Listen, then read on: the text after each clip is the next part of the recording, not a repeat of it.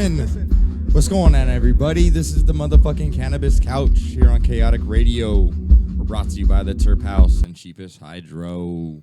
My guest today is my good homie, Baking Slabs. What's up, bro? How you guys doing? What's up, everybody? You know, it's a good motherfucking day today here in Southern California. It's a little rainy. It's nice weather, though. Definitely a good pace of definitely not being hot, that's for sure. Yeah, you hate the fucking heat, huh? I'm not a hot fan, that's definitely for sure. I do not like the heat.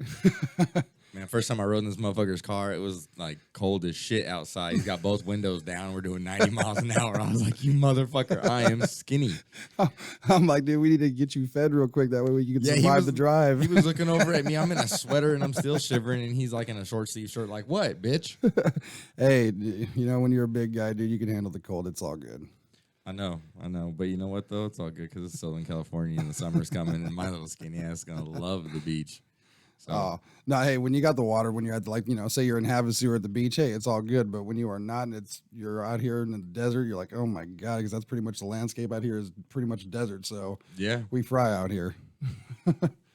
Yeah, I love it though. I love out here. I love out here. I'm gonna have to move. I'm sure pretty soon, and that's gonna suck. But I always get to come home. Yeah, it's always pretty much good anywhere you go, though. As long as you're not in the lower desert, like out in Blythe or something, you're pretty good. No. I'm gonna go more coastal when I move here pretty soon. So what are you thinking? I can't say at the moment. There's big things coming for this little radio show. I got you. So kind of wherever work takes you. So wherever work takes me. Yeah. There's big things coming for this little show. We're not going to be little for very long. Well, hey, that's building is always good and probably going to take you on to those here, the LA area. So it'll be good to see it go out that way. That's what's up. We're still gonna do the broadcasts and stuff from here, but there's just a lot of opportunity for sponsorship and everything out there. So most of my work has to be done out there, because let's face it, that's where the money is. Yeah, it does seem like LA and those are more of a hub for a lot of things. So I could totally see why it would end up working out in that direction. Yeah. So before we get started, I'm gonna backtrack a little bit. And this, how was your weekend? Oh man, the weekend was good. I actually, as a matter of fact, spent the weekend at Blacklist Sesh. Shout out to everyone there who always puts it together for us. They do an excellent job. Been expanding and doing good. Had a good weekend there. A lot of good patrons and patients came out to get their meds, and we were there to make sure they had what they needed. Good deal. Yeah, I was going to bring up the fact that it was Mother's Day, and I want to say shout out to all the moms out there working their asses off, and even the dads that raise kids both ways, are the mom and the dad. Because I shout out moms on Father's Day, too, because I know the moms do that part as well. Being a single parent all around is a bitch, I'm sure. I'm not. I luckily have an ex-wife that's a really good mom. But, I would go fucking crazy. My kids are nuts. Yeah, so shout out to all you people, single parents out there as well, whether your mom or Happy dad. Mother's Day, a little late for everyone, but yes, happy Mother's Day to all the mothers out there. Yeah, I don't get to go on the air on Sundays. Maybe one day I'll have 7 days a week, but that would probably drive me nuts.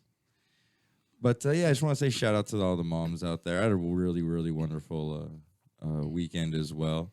I got to go actually on a date yesterday, and it was a real good time. I spent it with a real wonderful individual, and hopefully she's listening. She usually does, so shout out to you. And, just want to bring up, it was a great weekend, I think, in Southern California. Oh, yeah. There was really no, bad news on the news. No, it seemed like everyone was in good spirits. Yeah, and so I was things really were moving happy forward. about that. It's very rare that you don't get any bad news here in Southern California. Yeah, no doubt. There's always something going on. Yeah, no shit, huh?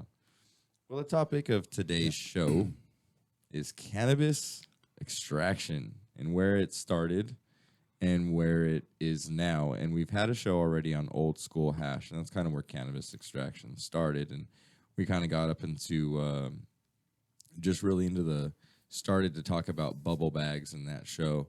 And we haven't really moved on past it here in the show yet. So we're going to kind of move on past. We're going to talk a little bit about the bubble bags, about maybe a little bit more of the finishing processes, and then we're going to move past that into more of, we're going to start talking we're going to hit on open blasting and why open blasting is so horrible and wrong, but that is ultimately where most of us came from and where, this all really started, really, right? That's correct. And then, we'll get into the closed loop systems, and that's why I have Mike here. He's real knowledgeable in that whole aspect, being an extractor himself. So we're gonna really have a good show and hopefully drop some knowledge on y'all, motherfuckers. There we go. All right, so bubble bags. You ever use bubble bags, Mike? To be honest with you, I kind of was, had some experience with it with some of the guys up north showing me the way, but that was still at a point in time where I was more about the herb, and hash hadn't really made its like explosion the way it has now. This is probably, we're talking, mid 2000s, probably a good 10 years ago.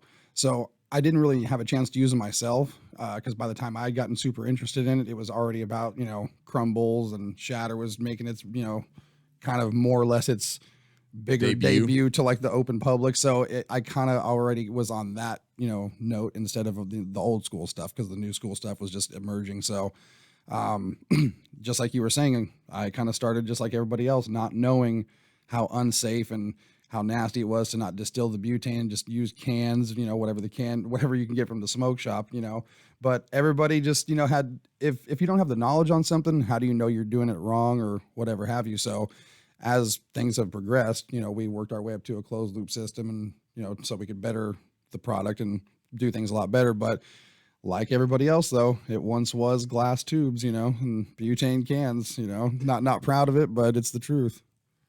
Isn't it though? It is, but it's definitely been some years since it's been that. So just to let anyone know. Well, for you, I mean, we just had a story last week that somebody blew himself up open blasting in a backyard. So I mean, people are still doing it. I mean, let's face it, we've all probably had some hash that was open blasted in our lifetime. If you've been doing this since dabbing started, you've definitely had open blasted hash. I've made it. I'll admit, back in the day when you were learning how to do all of this, but wouldn't touch it now. Now, no, yeah, because you know the difference, and there's a lot of reputable companies out there and people that are running closed loop. So why would you touch something dirty if you have good stuff at your fingertips? And let's face it, in California, as long as you have a rec or somebody or you can get into a sesh, pretty much just have your rec, you can get access to something that's not blown with a glass tube or a PVC pipe or whatever the hell else somebody uses. PVC pipe. Yeah, that's I've seen that's taking it back real old school. Oh yeah, I've seen that freezing the PVC pipe, man. Yeah. You brought back bad memories. Yeah, because you're not only extracting, oh no, you're pulling that plastic out too. Yeah, that's really harmful to the lungs. Definitely not good for long-term health benefits. Yeah, it's like making a pipe out of PVC. That's just a brilliant idea, right? Here, No, you go to the plumbing guy to make a pipe. You smoke out of the metal before you smoke out of the plastic. I'm sorry. I hate metal, but I'd still smoke out of that first. Thank God for advancements. Thank God for glass blowers, right? Thank you. Yes, definitely. Yeah, never thought anybody'd say that statement. Thank God for glass blowers. But yeah, thank God for glass blowers and all the advancements that they've made as well, and made it funner to smoke this stuff. As people have gotten better making it, they've made it funner to smoke.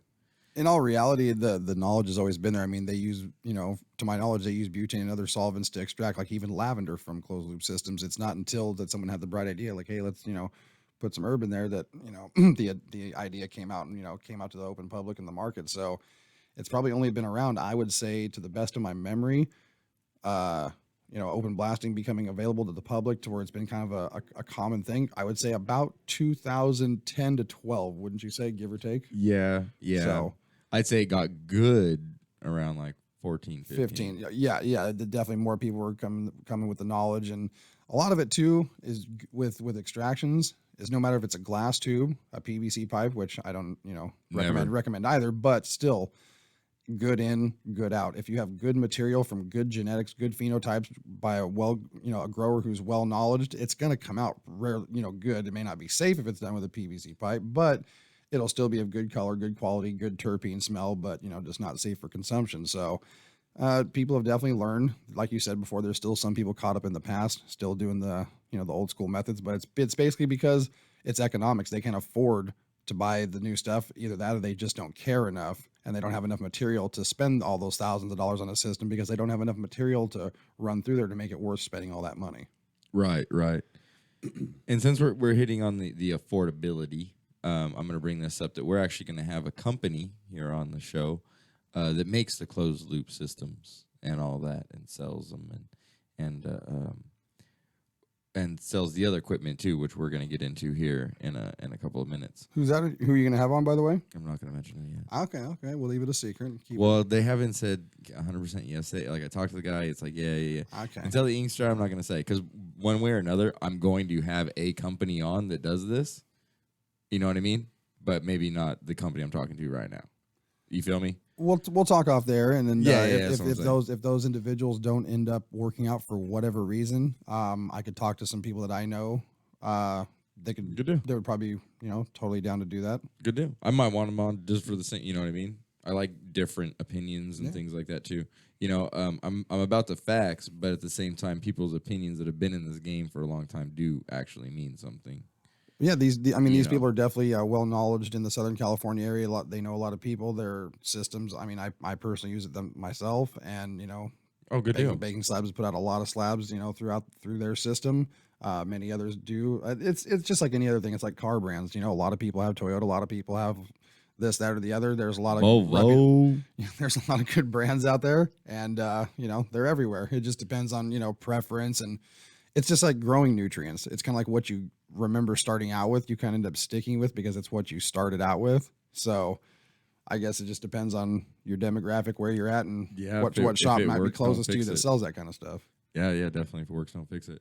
All right, so the equipment to make hash now is quite complex compared to back in the day when you needed some silkscreen. And correct, that was pretty much it. You need some silkscreen and maybe a tumbler. Wasn't very expensive. You know what I mean? It was like $1,000.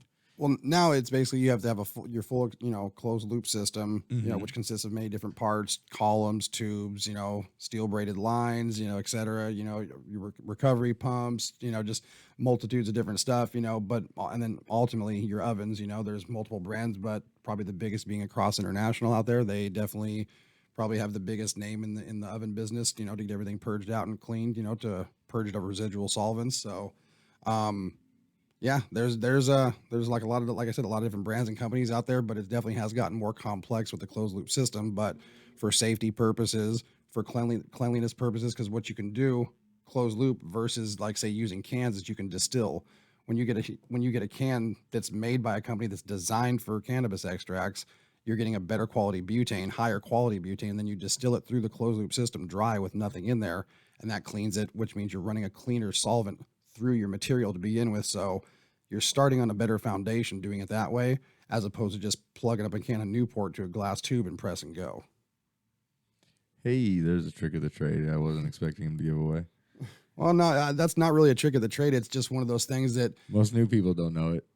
Well, it's one of those things where people need to get to knowing it, because that's if look at all the harmful carcinogens and bullshit that's in a can of butane. I mean, it's a solvent. It's not a can of whiz cheese. That's some nasty shit. You know what I mean? So, a can of Swiss cheese would be even nasty. That can of cheese back in the day was gross. Before our Instagram went down, my partner had posted a picture where a distillation had been done, and at the bottom of the can, you could like literally just see, when it was all recovered and everything and back into the tank, you could literally just see just like the nastiest, grittiest looking shit.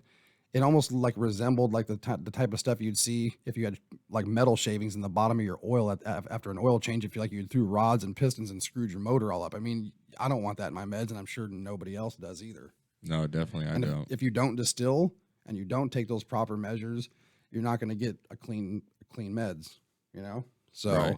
I have people that come to the booth no matter what session I've ever been to, and they always give me the compliment of that's really smooth. And I think to myself, we don't leave a whole list of nasty, bullshit in your meds. So that's probably why your throat isn't hurting right now as compared to the poop soup that so-and-so was offering you. Yeah, there's a lot of poop soup out there, but I think, it's all going to be cleaned up here pretty soon. So I'm not going to bitch about it because somebody's actually going to do something about it. So yeah, no, that definitely won't last. The days of the backyard blast. I mean, there'll always be a black mark in the backyard blast, but its dominance will definitely fall by the wayside. Oh yeah, definitely. The market's going to open up, and those people are kind of get generally pushed away, and it's only going to be for for desperate purposes. is why you're probably gonna go that route. You know what I mean? To the backyard, you know, to the homie because he's got the $5 grams because that's all you can afford at the moment. That's probably why that route's still even gonna open up. We all fall in rough times.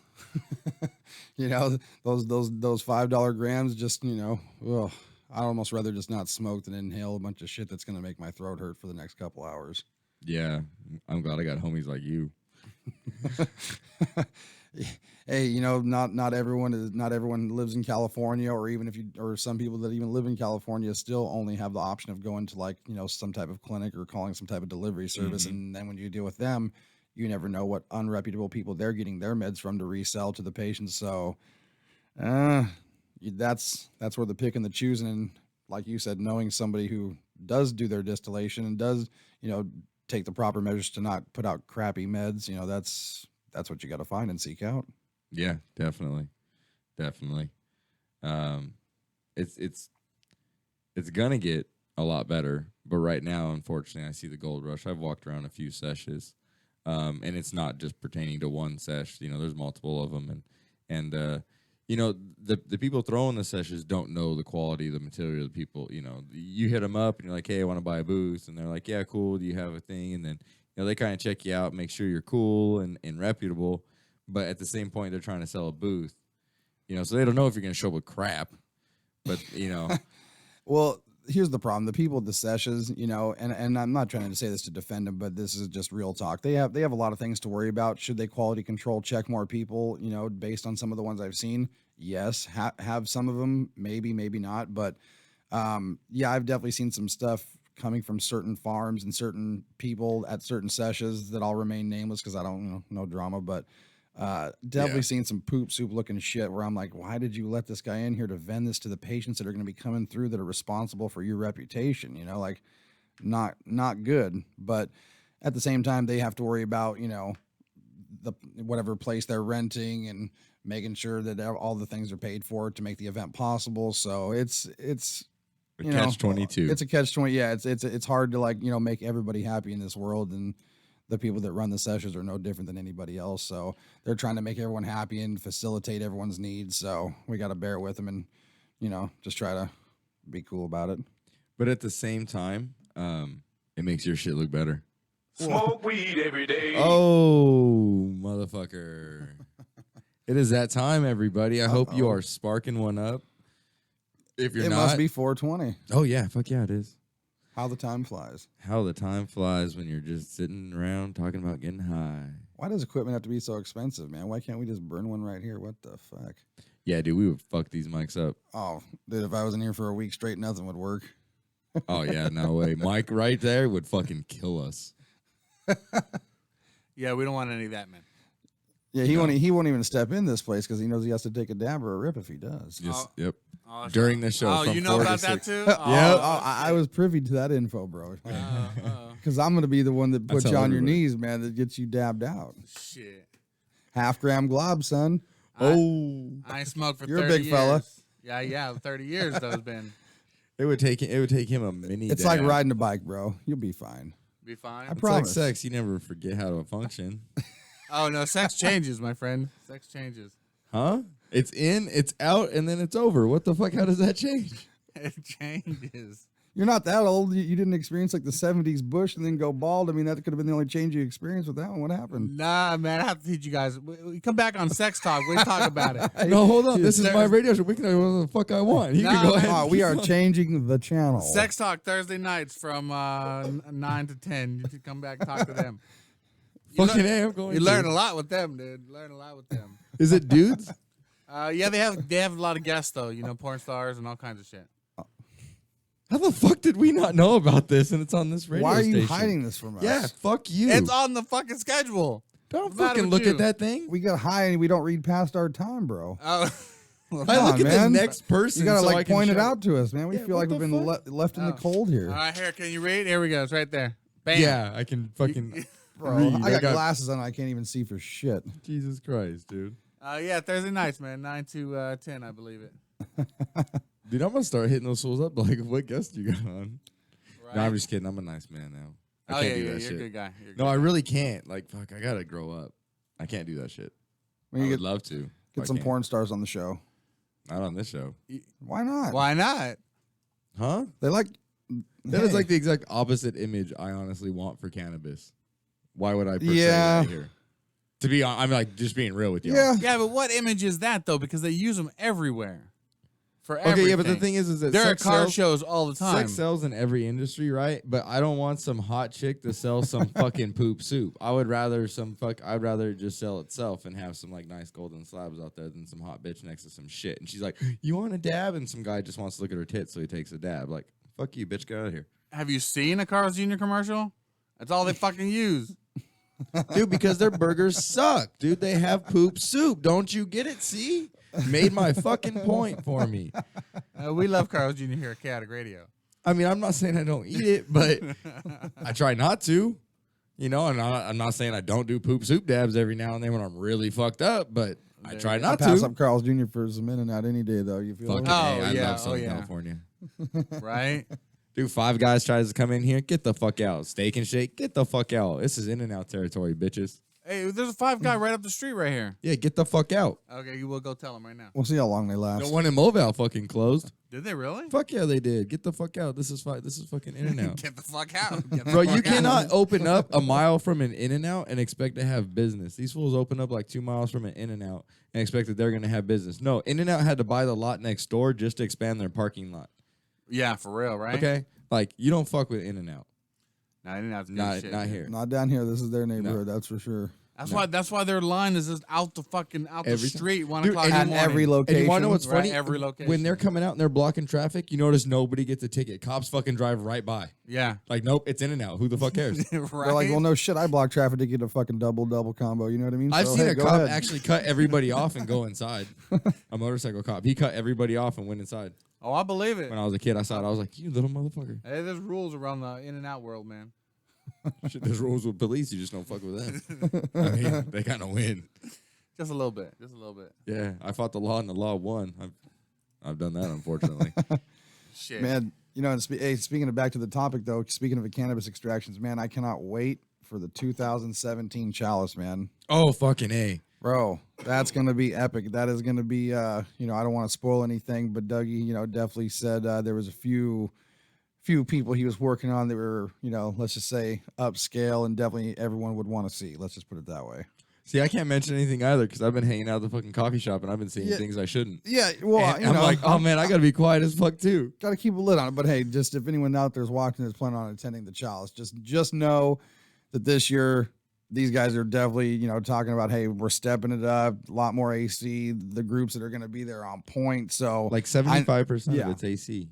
hey, Something or See what I 70. mean? Don't quote me on that, okay? But it's like a high large fucking percentage yes, is covered in AC this year. So yeah. it doesn't, you know, everybody's bitch was, oh, it's fucking hot. Well, there's fucking AC.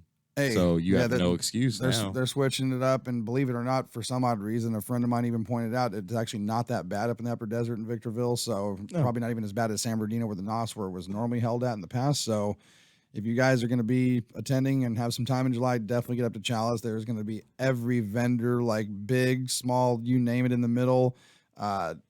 All kinds of big rappers, just you name it. It's going to be an awesome show. A lot of AC, so you don't have to spend nearly as much time in the sun. So a lot of good benefits, a lot of hash, art, glass. That's what it's all about. So definitely get out there. I'll be out there with my boy, the Glass Mule, putting it down. So come see us. That's what's up. That's what's up. So you did get a booth? Yes, we did. All right. I didn't Bought and confirm paid that for. with you.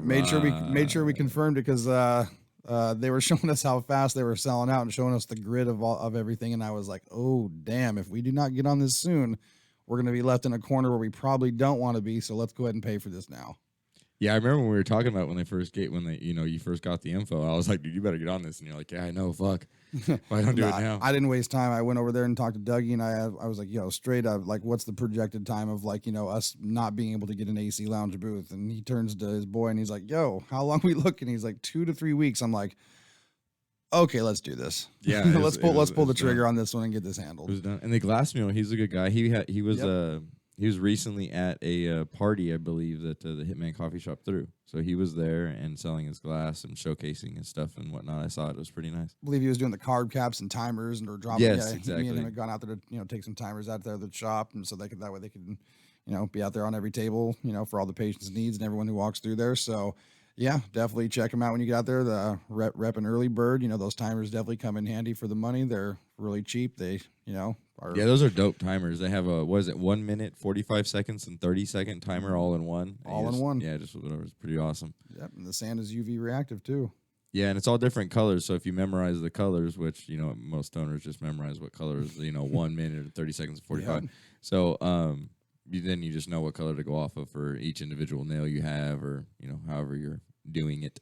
That's correct. That's correct. Yeah. So that's another thing. If you guys are somewhere in the Southern California area watching or visiting the Southern California area, definitely check out Dougie from Hitman's Coffee Shop. It's a really nice place. He spent a lot. You could tell he spent a lot of money, time, and effort getting it to the point where it's at. They have indoor koi ponds, nice tables to sit everywhere, an upstairs loft, coffee, drinks, nice, comfortable atmosphere. I mean, it's definitely a place you want to go down. Check it out, just so you could say you've been there, something new to do for the day while you're out in the LA area. Go visit Venice Beach and hit the coffee shop. It's definitely recommended. Yeah, definitely. They got a pool table there too. That's the only thing you didn't mention. They got a rosin press on site. That's right. They do have a rosin press. We rolled up there with some site. Skittles, pressed and dabbed right away. I mean, how much more convenient can it get? And that's the cool thing about being there is that there's a lot of people that do that. They just bring a bunch of flour to have it pressed there, because you can press up to an ounce there for free. So a lot of people bring an ounce and then press it, and you get a fair amount off of an ounce. You know what I mean? Oh, yeah. Depending on what flour you have, of course. And most of the time, guys, you can show up there and you just have to take a little bit of, you take a little bit of dabs for you, obviously. Don't show up empty-handed. But you won't usually smoke your own shit most of the day. You'll take a couple dabs of your own shit, and then everybody else is giving you stuff like, hey, try this, and hey, try this. It's just a real awesome atmosphere, and it's just a great place. Yeah, the guys there were definitely welcoming, and like Jay was saying over here, definitely letting you try everything, and this, that, and the other. You bring your own stuff. It's just a really cool atmosphere, and we've been down there several times and chilled, and I would definitely recommend, if you're in the LA area, stopping by and seeing what's up and hanging out for a little bit, and having a dab. Yep, I'll be down there tomorrow. Mike said he might even be joining me towards the afternoon. Come see us tomorrow if you guys have some time. So yeah, we'll be down there dabbing up, having some business meetings and everything. And that's what's the wonderful part about it, is you can go and there's a place to hang out with your friends. You can have business meetings all at the same time, and then go back to hanging out with your friends. I believe the address is what is it now? Is it 659 North La Brea? I'm not sure. We'll confirm that on our break. Because they did just put it all out there. So we'll definitely confirm the address. I look up the place next door to it because it comes up on Google right away. So that's just what I do. But anyways, I know how to get there now, so I don't even have to fucking look it up. But the first time, that's all I did. Just wanted to shout it out there for anyone who might be in the area, just so in case they, Oh yeah, definitely. It's just a couple. It's on La Brea. It's just a couple blocks from the tar pits right there. It's a wonderful, wonderful location. What I like about it is it's far enough away from the tar pits it doesn't stink. Right. Yeah. Yeah, you don't have to deal with the smell and stuff, which is really cool. So yeah, I mean, we'll be down there tomorrow. Like I said, it's just a really awesome place to hang out. They have an extraction press, since the topic of today is cannabis extraction. They do have an extraction press, which is a rosin press there. Now, since we kind of brought up rosin, have you seen the rosin rollers that they've recently started making? I heard about them, but haven't really seen them in front of me face to face. No, I haven't seen one in front of my either. I'm going to arrange that actually, because I know somebody that works at the manufacturer. But it seems to work really well, and I don't know how. I have mixed emotions about it. Not reviews, because I have no fucking clue what they are or how they work. But definitely emotions, because it seems to it rolls it right. So if you have this long slab, and you start from the beginning, you're essentially pushing it all into itself again. And isn't the whole purpose to kind of get it out of the flower as fast as possible with rosin? Well, it's funny you mentioned that. I was actually going to be probably investing in a press here real soon, because we've just been in closed loop for so long now, and just kept on that track. But I've actually been giving some consideration and decided I'm just going to go ahead and buy a press here probably real soon. And a friend of mine was going to give me a few tips and a few little key bits of knowledge to kind of help me out, try to avoid some of the BS learning processes and get through the curve a little bit faster type knowledge, temperatures, this, that, the other. So here real soon, I'll have a lot more to talk about when it comes to that, because for many reasons, to diversify for one, for 2 because who knows how permits and everything's going to work with residual solvents and everything and using, volatile chemicals as the authorities want to call it, for extraction. So rosin being just a press, that there's many reasons. There's a demand for it. There's a community of people that really like it.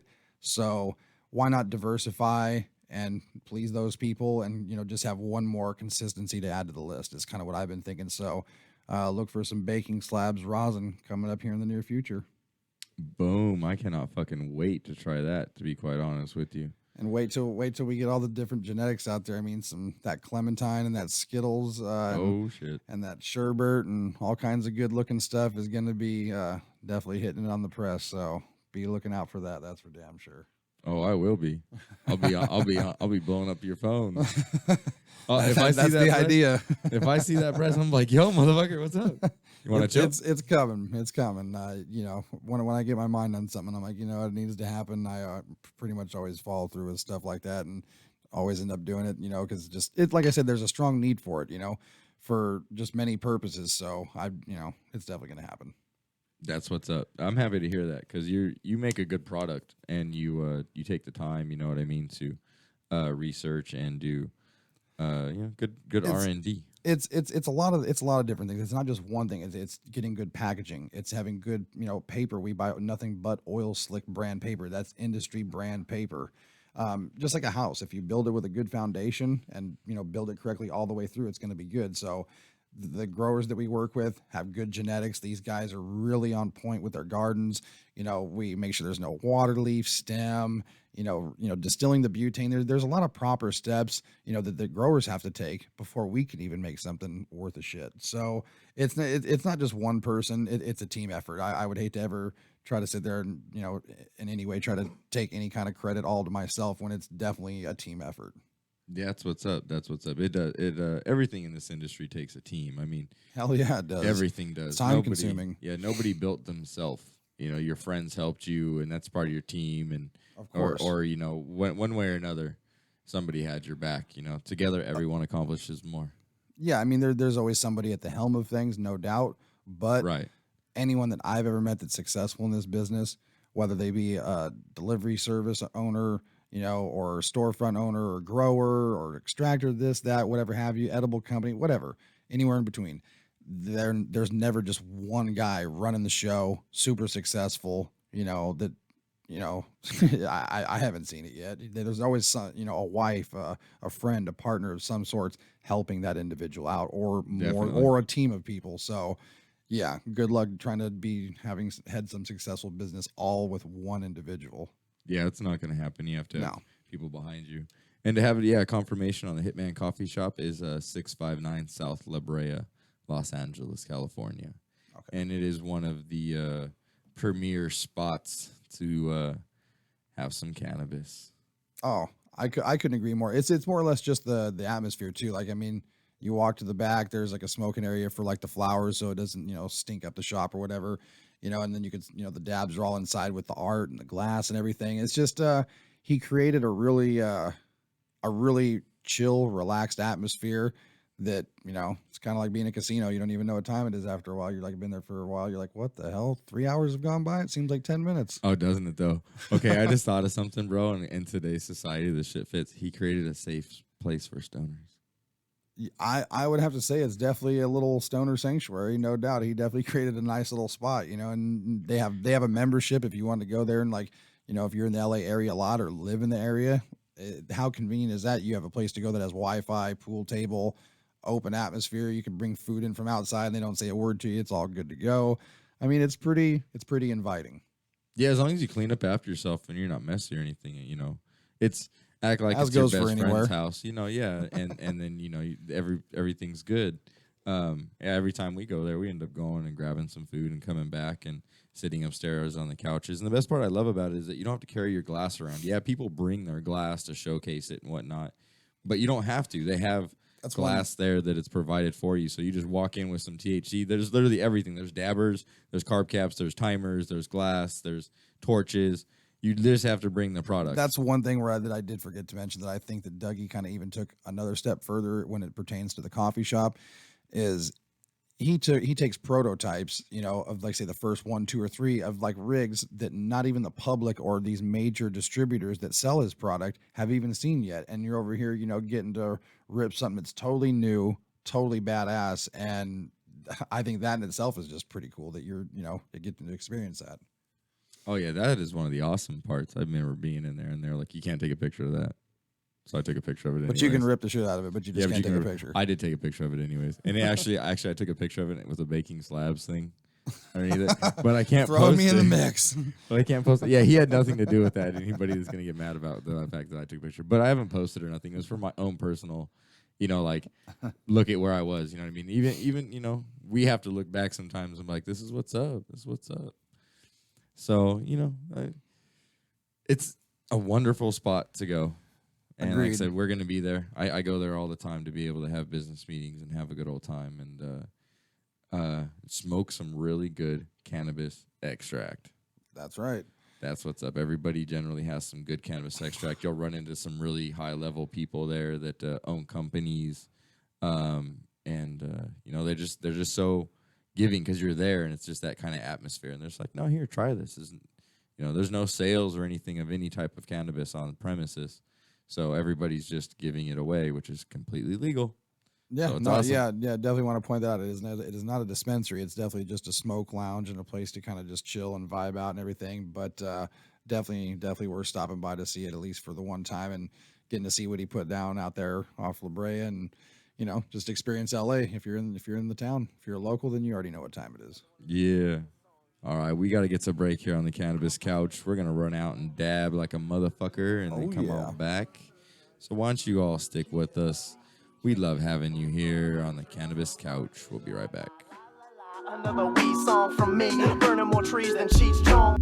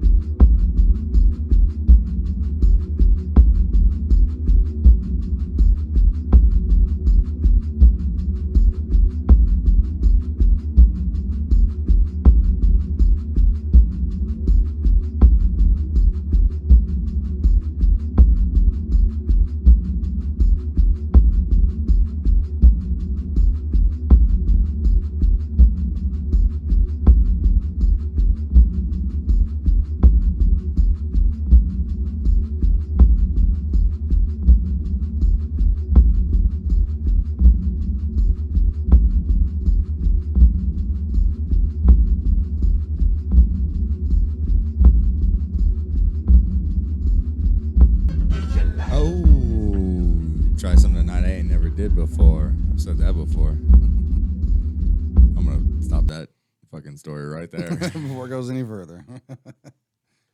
I've had a fun life. Can't deny that. You know, it is what it is. All right, so topic of today is cannabis extraction, and kind of now that pretty much means fucking closed loop system, ovens. What else? Where it Because I came don't do from, it. closed, the glass tubes and everything, where it's revolving too, also. So what is all the equipment from start to finish that is needed in a extraction process? To keep it vague for everyone, it's basically you have to have your closed loop system. You have to have like your column where all of your material goes, and then you have to have like some people call it like it's just the rest of the system, but it's like your catch can or like your tank, and you have like your sight glasses so you can kind of see down in there where where your levels of like residual solvents and everything are sitting at, so that way you know how long to recover for, so it's not mostly a guessing game. And then you have like your recovery pumps, your cold loop, your coils, and just you have to have dry ice, and there's many little things that are involved in it. But generally speaking, it's all the same though. It's all the same it's all the same concept though. You're just basically just taking a plant or the material that you're using, and you're just taking a substance like CO2 or a chemical like butane, and just extracting what you're desiring out of the plant. Right. So what's needed after that? After you get through all of that equipment and you've come up with that product that's done, what do you do with the product after it's out of that stage? After it comes out and after it's poured onto, like, say, a piece of parchment paper, Yeah. companies like Across International provide you with, they make it really easy for you. They have like trays that have like a little 1/4 inch or about a 1/2 inch to a 3/4 inch lip all the way around it. You line that with parchment paper. You pour on directly from the pour onto the paper. And then most of the time before you put it in the oven, you want to leave it sit for about 10 to 15 minutes and kind of like react for a little bit. And then you put it in the oven, without other trays involved, because most of them come with 5 layers of different trays. You want to leave a little bit of room, because what they typically do is when you put them under pressure and what the industry term is like pulling muffin on them, it creates like almost like bread yeast, like when you're, baking bread, and it just rises slowly and slowly rises to a point where it doesn't get any bigger, and then just kind of drops slowly back down and creates a process where it just continues to activate and react, to being purged out from the oven, being put under vacuum pressure. All right. And after you pull it out of the oven and It's done not just that, you have to, like, some people do it, a little bit more rigorously than others, but typically what I like to do is every 12 to 24 hours, for over a 3-day period, is flip the slabs back and forth over and over again. That way, you're pulling residual solvents out of both sides instead of just trying to pull it out from one, the 50% of the top of it or whatever have you. So it's really just trying to make a better end product doing it that way. doing a full purge. In a sense. Correct. Yeah. That sounds good. I've only actually heard of a few people that do the flip over. You're one of them. I think there's like 2 others that I've actually heard that actually do it. Other people I know just stick it in there and pull them back out again. Well, there's always 2 sides to everything, right? Yeah, that's If you're only 3 doing sides to every story. if you're only purging off one side and you don't give the other, because it has to work through itself, so if you flip it over, it's starting on the other side that didn't get nearly, I guess you could logically say, as much of attention, because it was on the bottom side where the paper was at. So how could it be purging when there's so much stuff on top of it? Because sometimes these things, these slabs are, they vary in thickness, but sometimes they can get pretty thick. So flipping them over, multiple times can be, definitely needed. Right.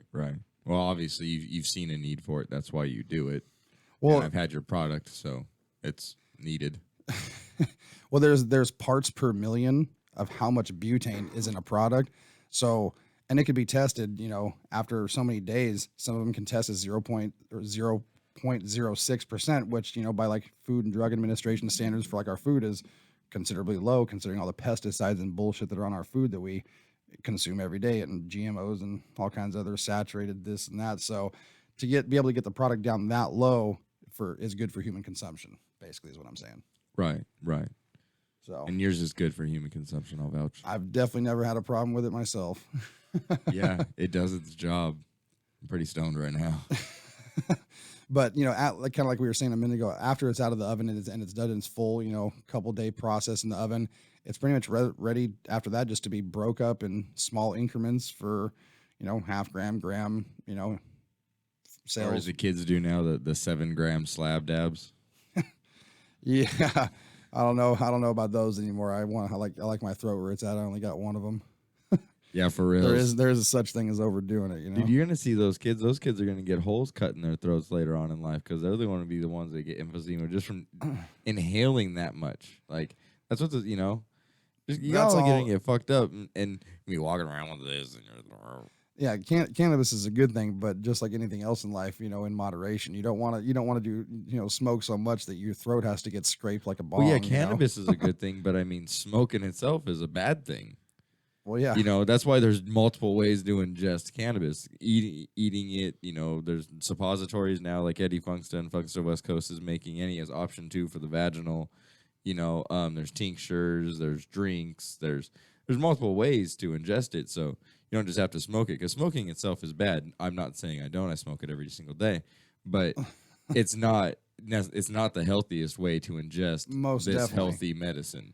If you want to talk about the healthiest way as far as the smoking aspect, that'd probably be a volcano vaporizer. I remember when those things came out, the hype behind those was it's a lot healthier way of ingesting. Even doctors and other people in medical fields even agreed that was a better form of it.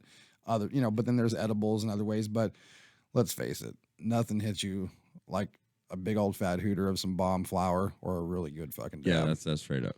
I remember, Volcano is a good product when it never goes down in price. Since I fucking swear to God, Yeah, it's came they down don't. since they came out like a couple $100. But other than that, they pretty much stick at like $3.99. I remember buying my first one back in the day. I ended up having 2 of them. I actually liked them a lot back then, but then I slowly started to realize that no matter what fucking herb I put in there, it all tasted like damn burnt popcorn.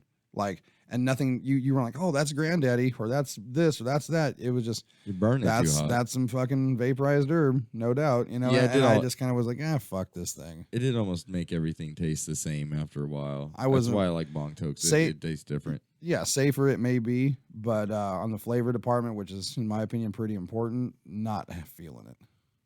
Not feeling it. No thanks. Yeah, we're snobs here on the Cannabis Couch. We are not going to A bit. deny that. Yeah, a bit my ass. Fuck that. A bit. My buddy, I was over his house the other day, and he lives in the ghetto. He's Mexican. He lives in the ghetto. That has nothing to do with each other, but he just lives in the ghetto. He lives in like a Mexican ghetto where there's like, real from Mexico Mexicans. And he was talking to one of his buddies, and his buddy's like, hey, you want something? And he hands him like, a torn off bag, and he hands it to him, and it's this whole thing. Dude, it was the first stress I've seen in years. Oh, man. Yeah, you almost did have to smell seek like the gas, stress though. out now because it's just not common the way Yeah, it you used to can't be find it. 15, 20 years ago. Yeah, exactly. It's definitely not common like it used to be, and it actually wasn't so bad. I pulled a nug out. An actual nug. It was round. I'm surprised any of them would take the time, considering how much pay you would probably get over here. I mean, you'd probably be better off just like trying to shove a kilo up your ass, you know what I mean? Rather than fucking a brick mule This style, will a bunch shove of kilo up your ass. Well, I mean, how much are you going to make off some brick weed in the United States now from Mexico full of fucking seeds? I mean, the risk, Nothing, that's why I the gave risk it to to 'em. reward factor is just not there. Well, that's why I gave it to him. Yeah, that shit it should be for You free. can't sell it. Oh man, I have the known- Reggie days. Bro. I have known people back in the day that like tried to make butane hash out of stress and stuff like that. no shit. Oh man, I grew up in Anza, bro. Like right after high school, I moved to Anza. Like, you these didn't are tell some- me this that, is some redneck shit, bro. Dude, come on, it's a long show. I have a lot Dude. to talk about. dude. No, I've I don't admit some things like that because I didn't do it. I just watched them do it, and then they're like, "You want to take a hit of this?" And I was like, "It's black." oh No, it may have been brown, but it was The- dark enough. I didn't want to hit it. I was like, I the, don't know what the fuck beginning that is. phases of the poop soup era. Bro, dude, that was like tar. It wasn't even Ugh. poop soup, bro. It was like tar. And I've made hash tar before. When did you ever see like your first introduction, even if it was, which it probably was because it was for mine? What was the first time you seen even like, backyard blasted, shit that like was like yellow and like where you were like, okay, I'll fuck with this. Bro, I don't know if my phone calendar goes back that far. Best Nah, bro, guess. dude, it was 2003. Oh wow.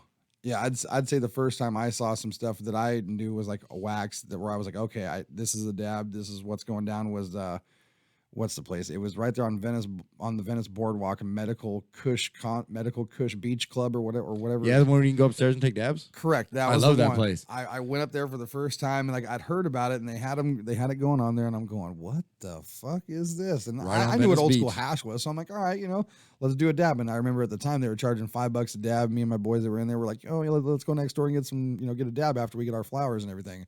We're making a day out of like getting some glass there or whatever.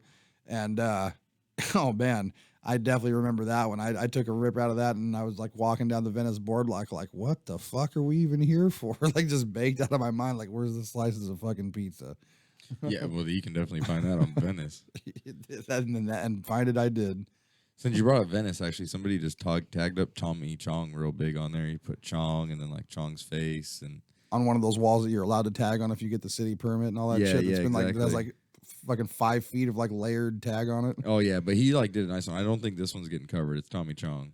That's dope. So he did it up and then Chong went and did like a little thing like, hey.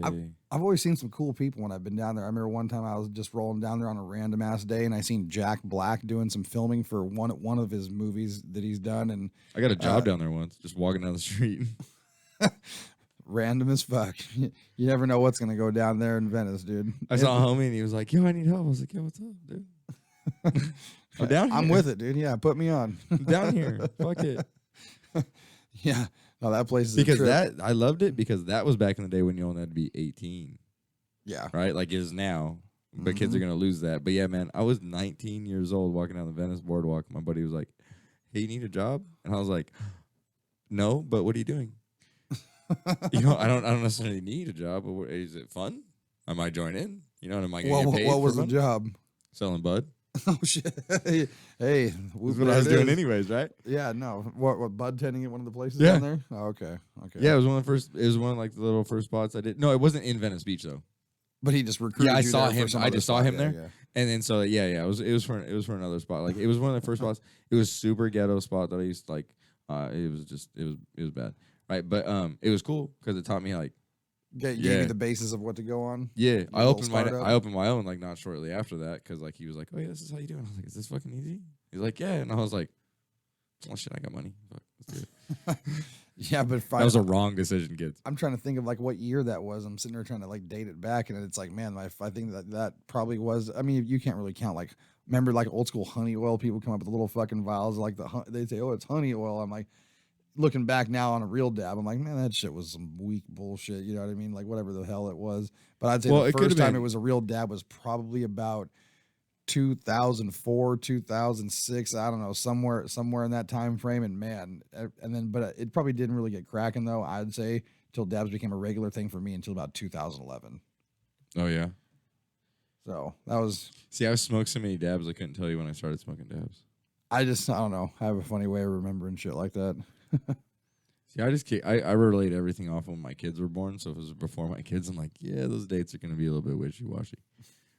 No, I wasn't really like paying attention to time or much back then. And then I had kids, and I kind of like that's when I started getting responsible. I was like, oh yeah, I can remember things from this on out. Like 2007 and up, I got that. Before 2007, Like a little hazy. Yeah, a little a lot of. shit. A lot of fucking strawberry hazy. That's what that shit Strawberry was. hazy. Fuck. See, that strain is not even around anymore. God damn, that took me back. That's the problem with what. Speaking of strains not being around anymore, that's kind of like a fear. If you've been around for any length of time, you're not like super young or whatever. You remember strains of like from 10, 15 years ago and how they're not kind of around now. Imagine all the strains that we love like currently, like right now. What happens with all the legalization and all the stuff that's going to happen here? I mean, is the genetic pool going to get bigger and better with breeding, or is it going to get tamed down because all these genetics have been subject to this, that, or the other? So it's definitely going to be interesting to see what happens. I read a book once. Well, I read a few books. Once, just I've read a book this once. one book this one time. That was it. No, okay. So I read this book written by this doctor. It was back in the day, and he has MD behind his name, so I kind of trust what he says. But this was his opinion. Again, I'm gonna say it's his opinion. This was not fact. He predicted years ago, like 30 now. that eventually we're gonna breed the high out of cannabis, and I think he's fucking right. Damn. Because if we get THC levels too high in cannabis, okay, let me take a pause on that statement. Mike, have you ever been so high you're not high anymore? Yeah, you almost You just get so high you can't get any higher, and then you walk outside and you're like, I don't even really feel stoned. Like you're having a good time, but you don't really feel like you're just 5 minutes ago you were fucked up, and now all of a sudden you're just like, okay, I'm here. It's just in human nature for everyone to just want to like take something and just that's like a car. The first car wasn't all that fast, but then someone figured out how to port and polish a head, and someone figured out how to put exhaust on and fuel injected carburetor versus this, and then it got faster and faster and broke the speed barrier. I just got broke this. chubby. I'm moving away now, but it's the same thing with cannabis. People are like, okay, well, fuck, it was at 10%. Well, shit, see, here's the bro, thing. I just got this at 12. Well, hey, fuck you, mine's at 15. So My point behind it is the fact that, okay, so you've gotten high, so you're just like, I'm not really that high anymore. So imagine if you're smoking too much THC. The body can only process too much. So you can't necessarily overdose on THC. You don't get the throwing up effects and all that it's kind of stuff. like feeding your But plants more nutrients than they require. Your plants Right. can only uptake so much Right. nutrients. And then what are they going to do? They're going to stop uptaking nutrients. Yeah, You it's get called newt salt lock. buildup, newt lock. Yeah. Right. So your body, in a sense, and I'm not a doctor, but my body, the way it reacts to cannabis, I'll say it that way. So this is again an opinion, but in my opinion, this is kind of the way I've had it affect me, is that my body just kind of stopped. It doesn't matter if I take another dab, I don't even feel higher. It doesn't matter if I smoke another bowl, I don't feel more stoned. I'm just kind of at this plateau. In a sense. Yeah, no, I totally get what you're saying. Like you can only get so baked and everything before you're Right. like, all right, man, it's just fucking having the reverse opposite effect on me now. But it's kind of back to what I was saying though. People just want to like say, no, my herb is the strongest, because people just, it's like with alcohol. Oh, well, fuck, I started out beer for the first 5 years and then I discovered fucking whiskey. Well, now, it's just like anything else. It's graduating to the next step until you plateau and peak out. And then what, Yeah, exactly. Yeah. You plateau and peak out. And so if people are going to breed cannabis to this level where there's too much THC in the plant for your body to even intake, what's the fucking point? We're getting to levels that are like 30, 35 fucking %. That's insane. Think about concentrates. You're taking about if that's Right. the flower, and then you're concentrating it, leaving all all the stem and leaf matter and whatever else behind, and taking out just the THC and all the other bottom line parts of the plant. Your concentrates are up in the 70s, 80s, 90s, and then even like the crystalline is 98.9 or 99.8%. So I mean, it's getting to a point now where See, I want to try that crystal what are stuff. people gonna do? Mainline the shit next? Oh, fuck, dude, don't get my ideas. I mean, Kids, well, don't I mean, do that, please. Yeah, no, didn't mean, yeah, but I know you've already thought about it, kids. Please don't do that. That'd be the stupidest fucking thing. You would give the most horrible name to it all to our industry. But to that's everything. kind of like the what I'm saying though is like what comes next after a while. Like what's the, Well, when I does won't- the insanity stuff? Okay, so you mentioned that crystal stuff. We're on cannabis extraction. Yeah. I have no idea how to make that stuff. I don't care to know. And to be honest with you, if you guys like that stuff, sorry, I won't really ever have a guest on that talks about that. I don't like it. I think it looks like fucking meth and it's like chemically processed. Somebody explained the process to me one time and I was like, oh, you can stop talking now. I don't even want to hear about this shit. I will not fucking ingest that at all. I don't care how awesome they say. I don't give a fuck. That stuff looks like not what THC should look like. I will smoke flower and ingest some whatever is in that plant before I will ingest whatever is in that shit.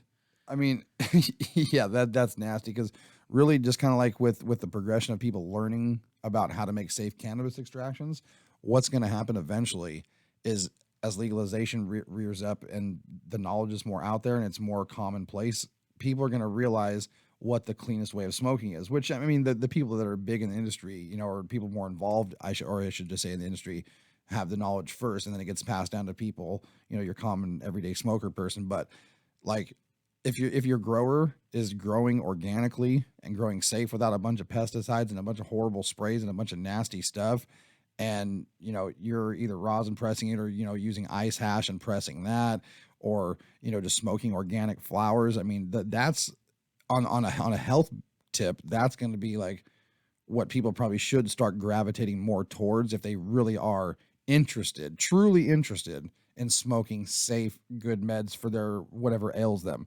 If you're out there and you're just straight up, I just want to get blazed and I just don't want it to kill me or whatever, your interest might not be as peak, but yeah, definitely for those who are really interested in something safe, that's going to be what you should start be looking for as legalization is there, because there's people out there that will only grow organic. Some people up north, up in the tri-counties, you will never see them use a spray. All organic, TLO, true live organics, nothing but teas and things like that. And their cannabis comes out great. They don't have bottle-fed nutrients and shit like that, but that's just, generally speaking, how most people, and even I must say myself included, we grew up on the bottled nutrients and that's what we learn from and we know. But there are guys out there that did not and do not grow that way. And their stuff is fucking amazing. You just don't see it all over on all the shelves and everything because they don't need to come down here to sell their shit.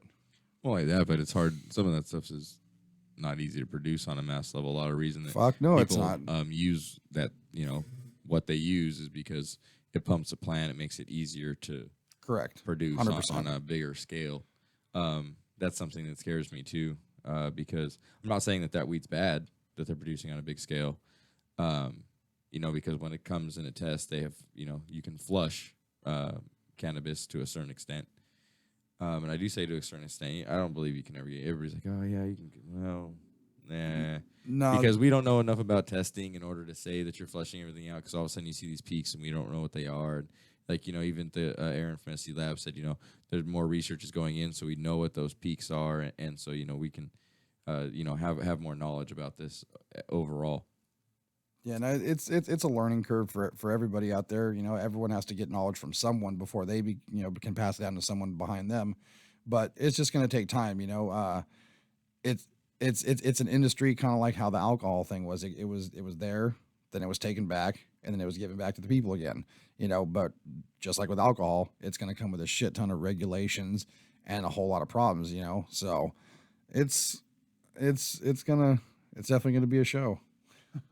A shit show for a little while. Yeah, sure. that too. And, because here's the difference from Cali. When I went out to Denver last year, in this month, a year ago this month, if you look at the Denver basin and like all the surrounding, cities and towns, it's nothing compared to how big like the LA basin is, along with Orange County, San Diego County, the Inland Empire, Riverside, and San Bernardino counties, both, and the valleys and everywhere else. And that's just talking Southern California.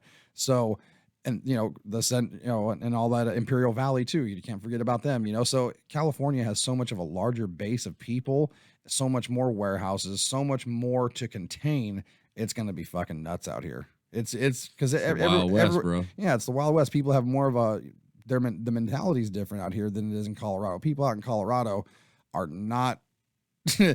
Yeah, they're not doing it like how it's going to be done or how it's been done in California, from Humboldt all the way down to SD. It's cracking.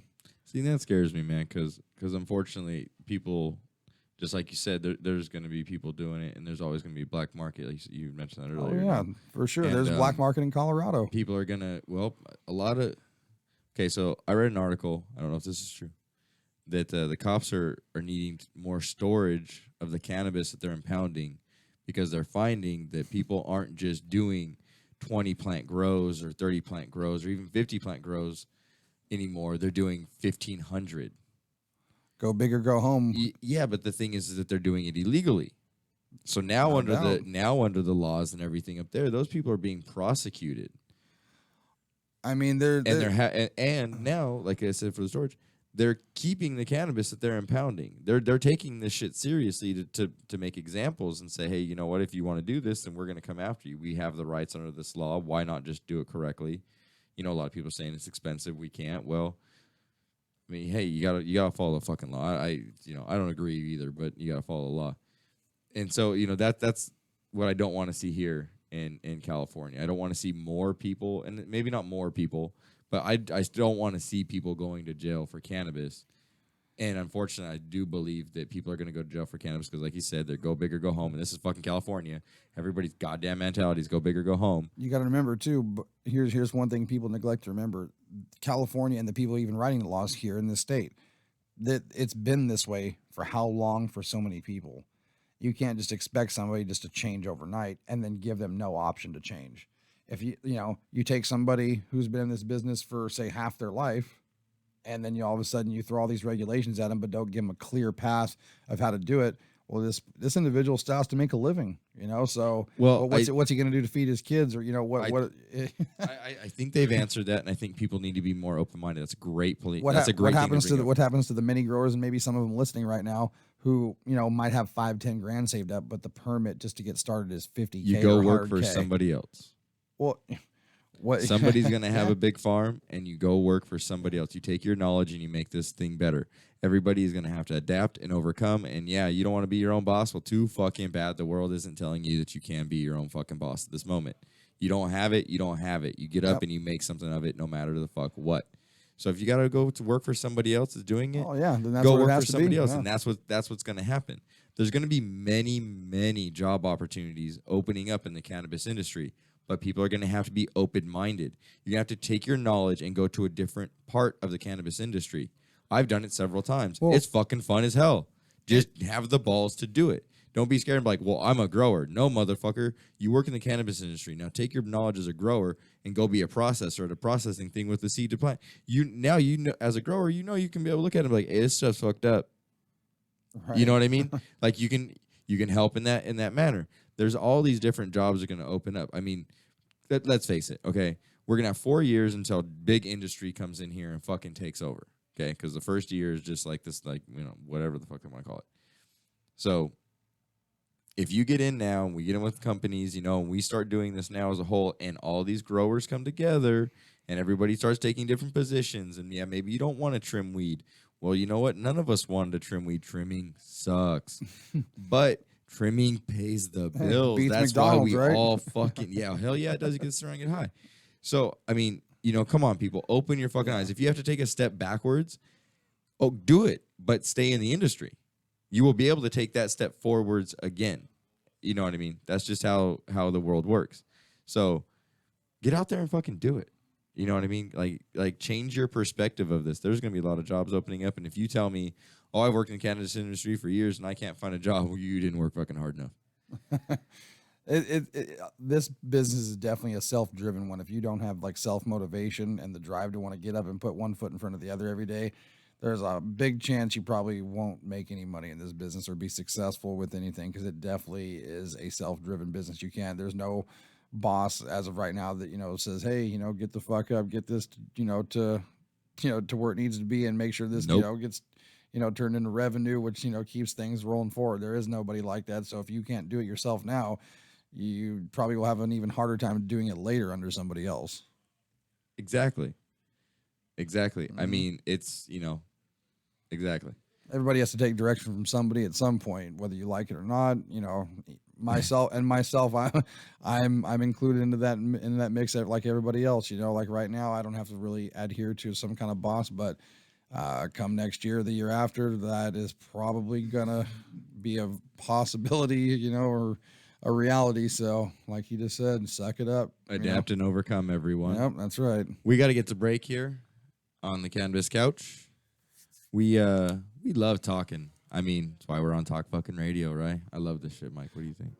Hey, it's all good, but we do need a dab, and I'm sure you guys too. So why don't we give you a chance to fire up your torch, because we're going to do the same. That's right. We're going to run outside, take a dab, and we will be right back on Kaotic Radio with the Cannabis Couch. We are brought to you by the TerpHouse and Cheapest Hydro. See you guys in a second. And I just been smoking and smoking another blunt.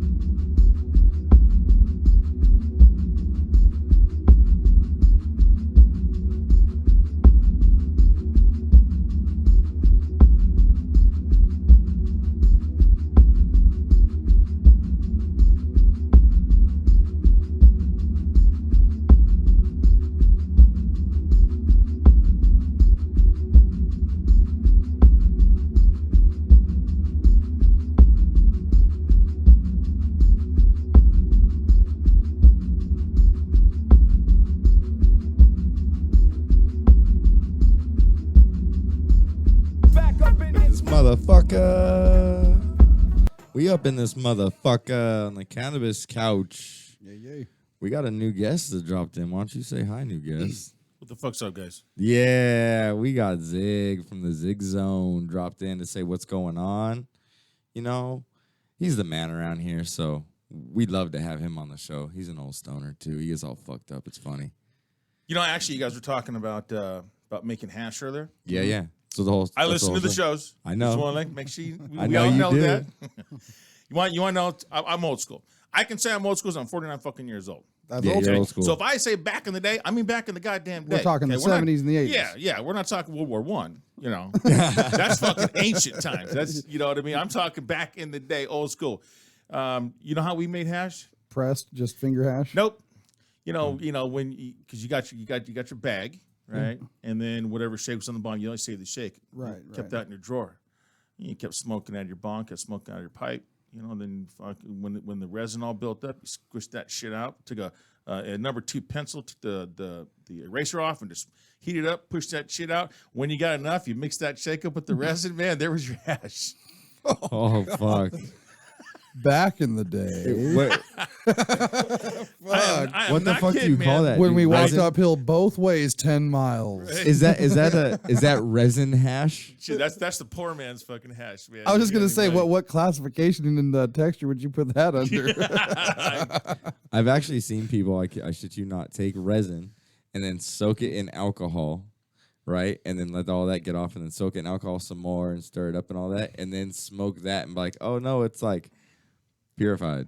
Or I don't fucking know, whatever it is. But yeah, like that's back in the day, fucking scrounging up. We didn't have, we didn't have homies named Bacon Slabs that could just come and get you fucking high as fuck on your radio show. Fuck you, by the way. Turn that shit into a science, man. No, this motherfucker right now, right? He goes, I want to do a giant dab. And then he loads up his dabber, and it was a Only have time fucking for giant one. dab, right? And he hits it, and he's like, fuck yeah, he's going.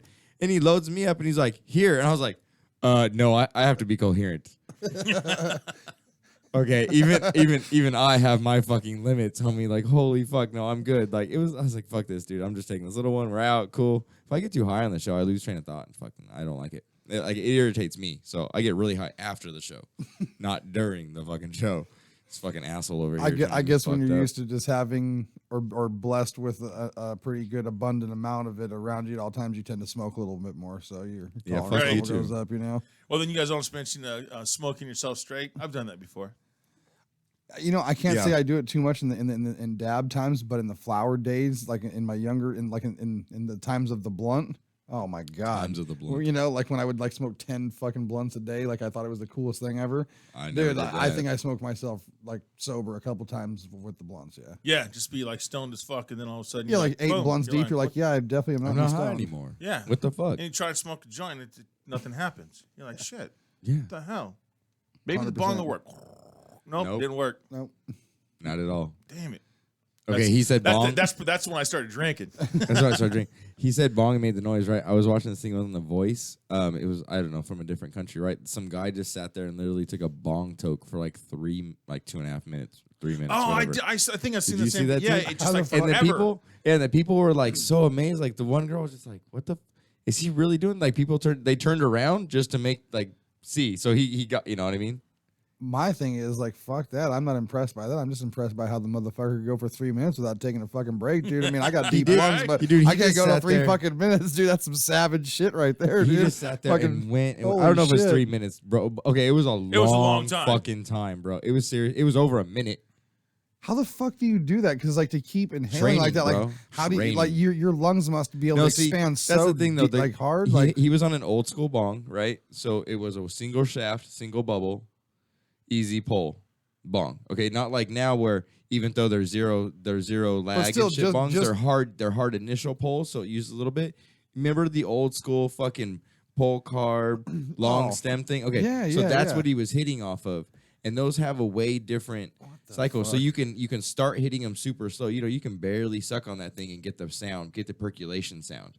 So that, okay, let me make I'm it just different. thinking 3 minutes, didn't dude. That's a long time. Like inhale. hold your breath for 3 He minutes, made- dude. Yeah, He you made have it it. percolate Right. for a very, very long time. Not necessarily was he in, because you can breathe through your nose and make it percolate all at the same time. Right. You know, we've all done that. So was the hit a savage rip? Was it a cloud or was it just something like normal? It was just something like normal because Yeah. he had hit it for so long. But let me tell you what, and I'm sure it was on TV. He wasn't allowed to put something like Real Ravage in there. And I'm sure if he put something real savage in there, he wouldn't have been able to do it for as long. But I would love to see that guy take a savage rip because he obviously has some lung. And holy fuck, If you that can even cloud. perk a fucking bong that's weak sauce for fucking 3 minutes, you got some lungs. Yeah, exactly. Straight Are you up. looking up to the stories? Well, Vic? no, actually, He's well, like, I'm gonna find this motherfucker. He's like, you got me thinking about it. I'm just getting myself ready for my show. You got Kenny G who did that one note. It was like for like I don't know, like 5 hours or something like that. What? Yeah, one note on his clarinet, and he held it for like some ungodly amount. No, I remember that Kenny G. He holds Yeah. the world record. He for it. he probably has like he was probably taught like how to do like some breathing technique to keep Right. it to where like your body's still able to keep pushing out oxygen. You know, he there's no way that anyone has a 5-hour capacity on Right. one set of lungs. So maybe this guy was a Kenny G fan. This is Honestly- where I'm going with it. honestly, if you And saw he's- him, and he's probably got a bong the shape of a clarinet too. oh shit. Honestly, if you saw the guy, you would. He looks like Kenny G. That's what's up. Oh, see, there you go. Real quick, I want to give a shout out to Sparked Interest Photography. He's watching here on YouTube. He said, "What's up, Mike and Shay?" He chimed in before Zig sat down. And then he also said that he could have done that slow pull for that long 5 years ago.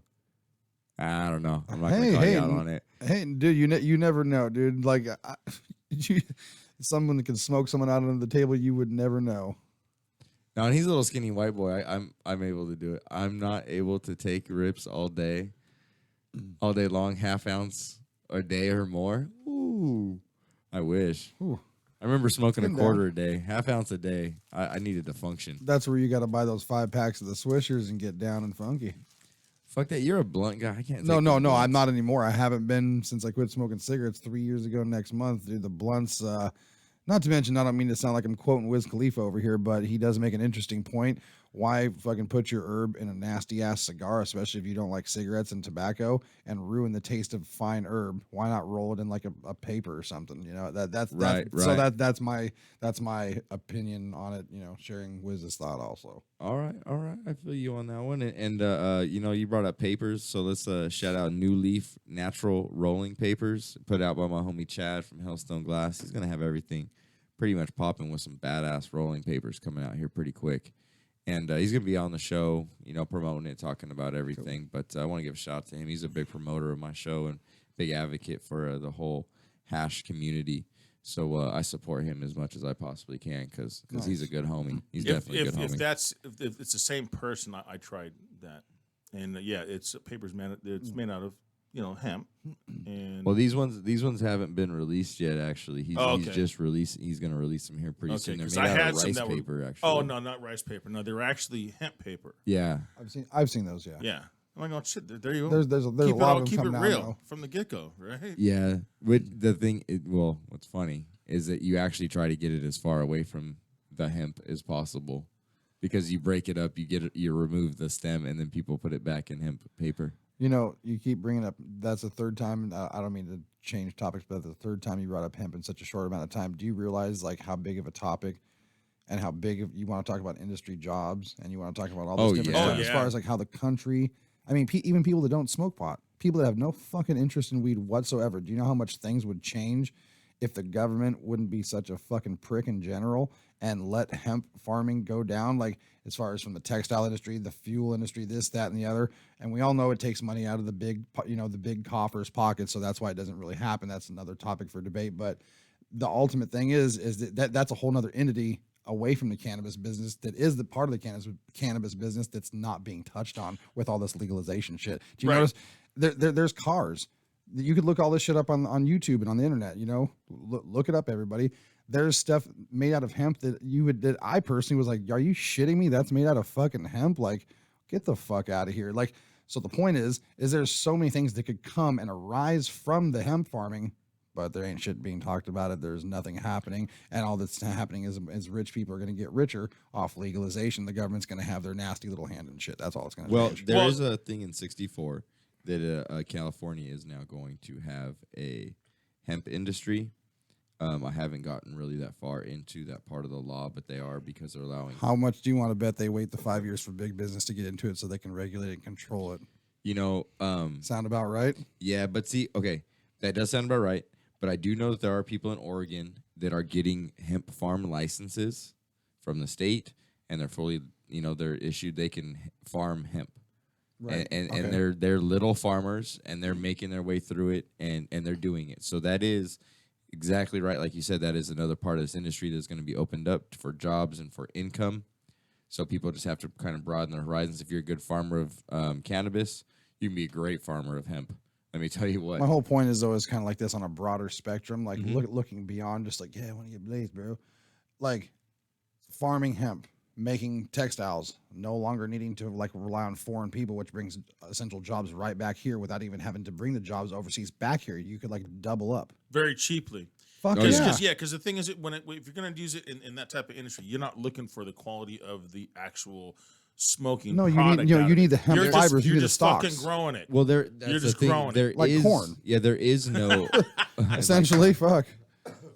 There is no on hemp itself. There is no bud. It just grows of one single big fat stalk. It's the And stalks, you it's can the fibers you can that they grow want. them so close to one another that they can literally grow right next to each other, touching the entire time. And you just need that one single shoot to shoot up.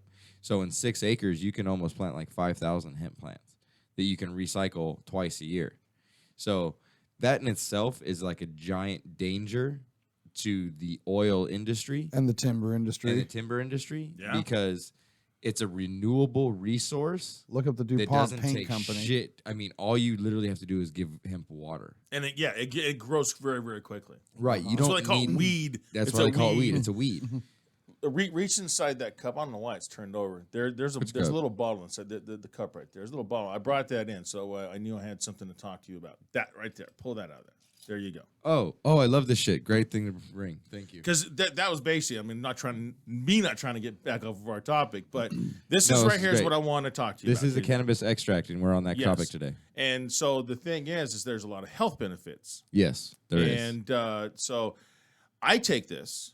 Okay. So, I've been doing it for probably two years. And I'm literally, and this Can I is my- ask you, where do you acquire this from? You see, this is before I even found out about the TerpHouse. My buddy, he has the whole, the card, so he gets it for me. Right. Now, a friend of mine was taking that because she had cancer, Right.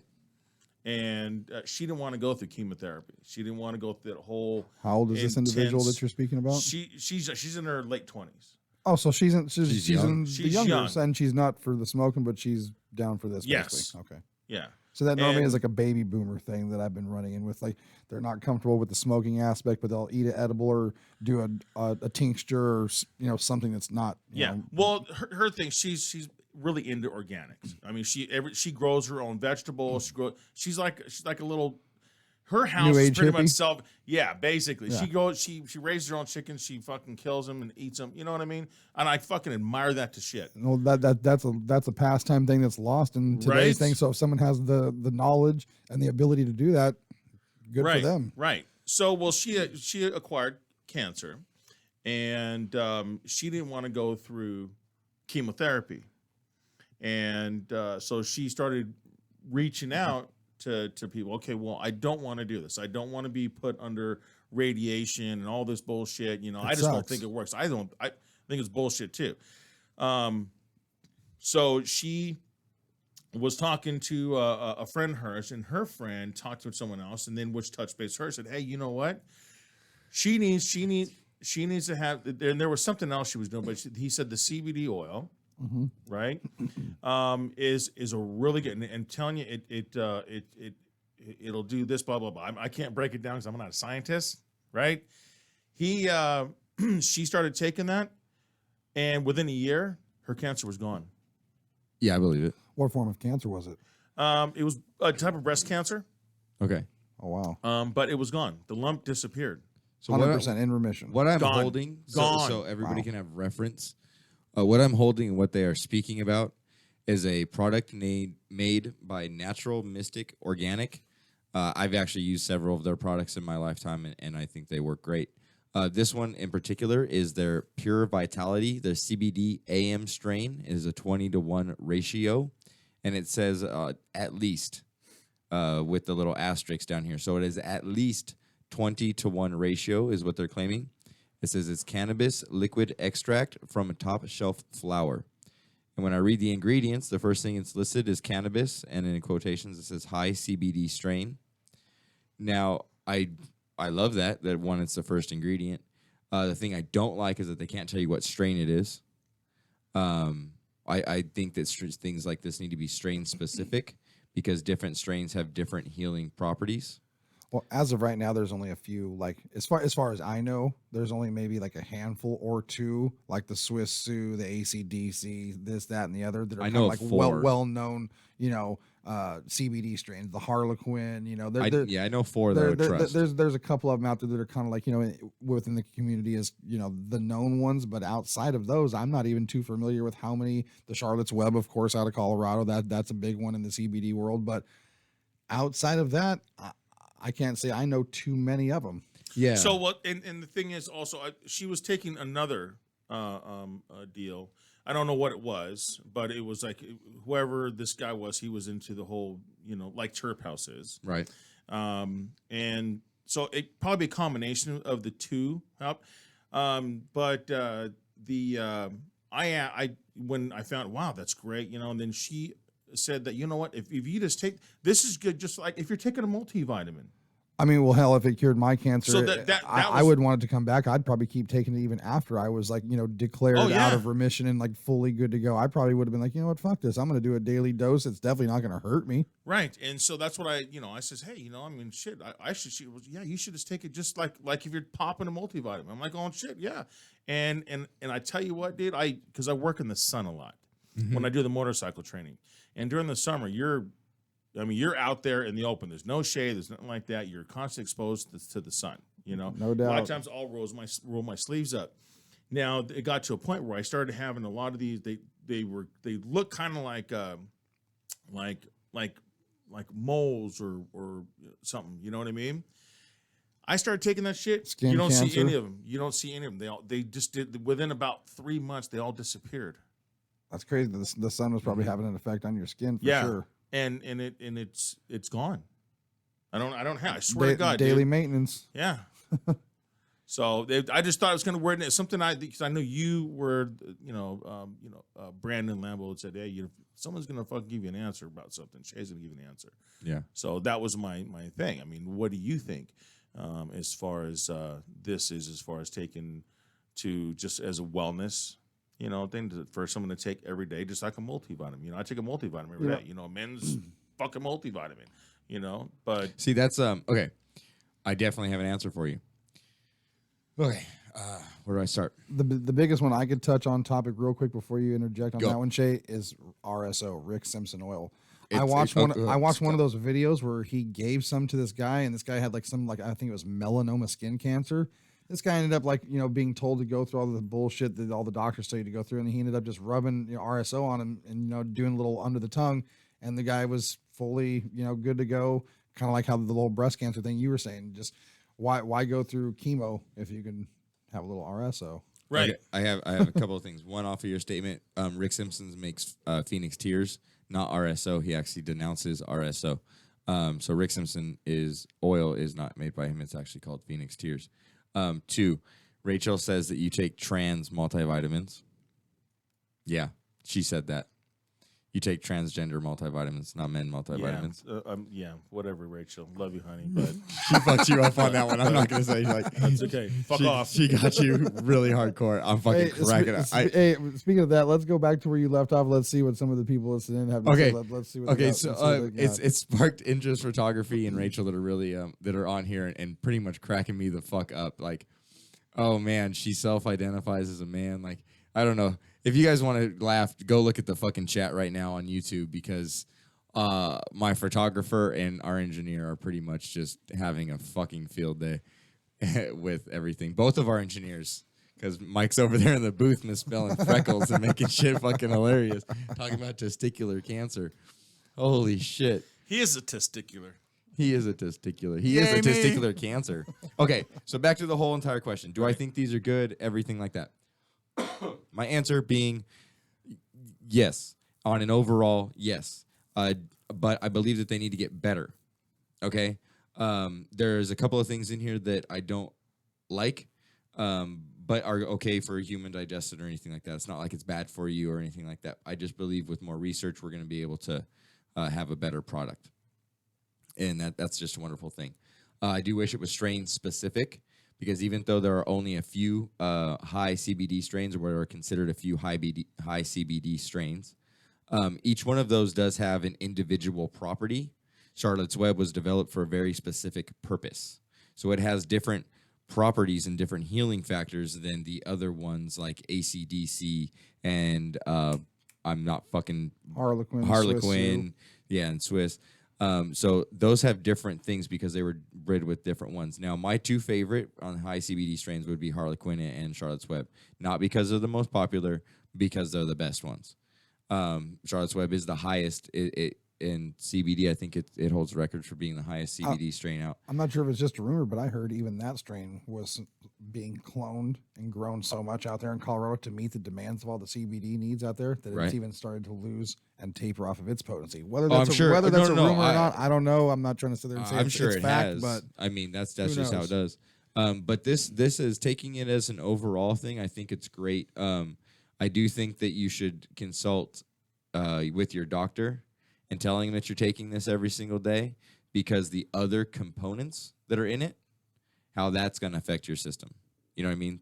Taking the CBD with the cannabis every day is going to be just fine. But there's grape alcohol in here and spearmint oil.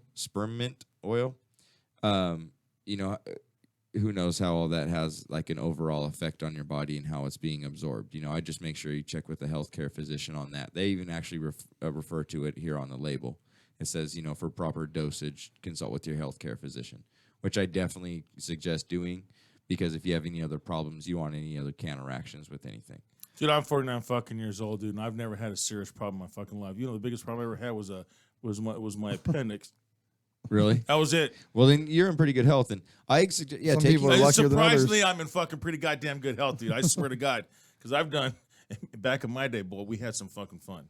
Yeah, I'm okay, sure so you that did. answers my question. Yeah, so, I but it's still think it's good. good. Yeah. It's still good to take us. I mean, obviously, in 3 months, I didn't start growing rabbit ears and you know. Oh no, nothing Tails like and that. shit. And dragging my ass on the fucking ground like my dog, right? Well, So- you've seen positive effects to it. You know what I mean? So Right. that's all. That's just what it is. You've seen positive effects. That's a great thing to it.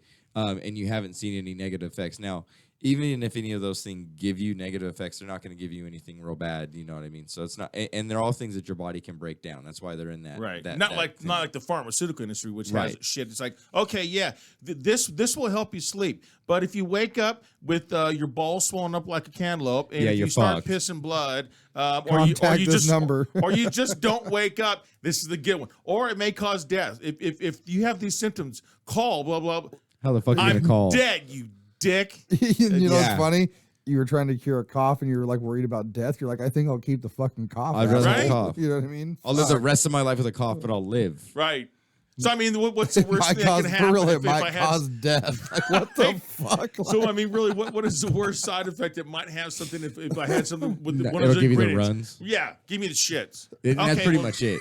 Well, shit. I mean, For I real. go to Taco Hell fucking like every couple of There you weeks. go. Man, Fuck it. and- You're good. yeah, you go. we're already prepped for that shit. So basically, I'm Give cleaning it. out my fucking colon, right? But no, honestly, for somebody like you, and I hate to put it that way, but for somebody like you that's lived a rough life and had a lot of fun, those types of things are probably needed to help your body recuperate and to help you heal, and to, you know, you have kids and you want to be able to run around with your grandkids, I'm sure, and go to Disneyland and be that grandpa that spoils the fuck out of them. And by you taking things like that now, you're going to be able to help prolong that. You know what I mean? You can obviously see it. Your body's reaching out. You spend too long in the sun, you're getting sun, spots and things like that. So you start taking the CBD and that starts helping out and taking it away. So, I mean, if you can see your body, I hate to put it that way, but deteriorating, we're humans, we go up and then we go right the fuck back down. And any way you can make the downward slower is awesome. And that's what that's helping you do in a sense, is making that downward slope slower. It's helping you, take care of all those ailments. And I'm sure it's actually taking care of ones you didn't even know you had. You probably feel better overall because it took care of stuff that you didn't even know was wrong with you. You're like, oh, I didn't know I felt that way because my liver was kind of fucked up, but now you're taking the CBD, so it's helping your liver or your kidneys or, everything better. Like, and that's what people find. They're like, oh, well, I've had stuff fixed that I didn't even know was wrong because it gradually ascended into this bigger problem. And, okay, like men in prostate cancer and men with their prostates, you're getting older, and that's the thing. How many times you get up in a day, a night, and pee? Well, men that take CBDs and stuff have realized that they don't get up as much in the night and pee, Right. because you're not feeling those urges, and not only that, but your body is able to contain that, and because you're working better, your body's flowing better in a sense. It's not having to get out all this crap. Your body's your kidneys are working good, your liver's working good. And that's helping right there. Yeah, my dad's got a swollen prostate, and he has to deal with that. And I'm trying to get him. I'm like trying to. Well, I think Dad, that you should just take this one. You should ask your doctor about blah blah. There's it's marijuana, son. He's fucking old school. Well, Yeah, I was gonna say, if you're 49, how old is Pops? Yeah, Pops is in his 70s. Yeah, his time is I don't think not you should- understanding. Right. You should take other formulas of this too, because this is the pure vitality. Now, we've also talked about your sleepless. You don't sleep sometimes. Oh no, They they will hook me up with that. They have a night one Yeah. as well. Do you take multiple? Or No. is this one you do? Lambo gave me the vape stick. The night. It's The new and improved? I forget what it's called. I hit a brick wall. I do it at my show every fucking time, and now I'm on your show and I'm hitting the brick wall. I can't think of the name of it, but it's a vape stick. It's the TerpHouse vape stick, dude. He gave me one.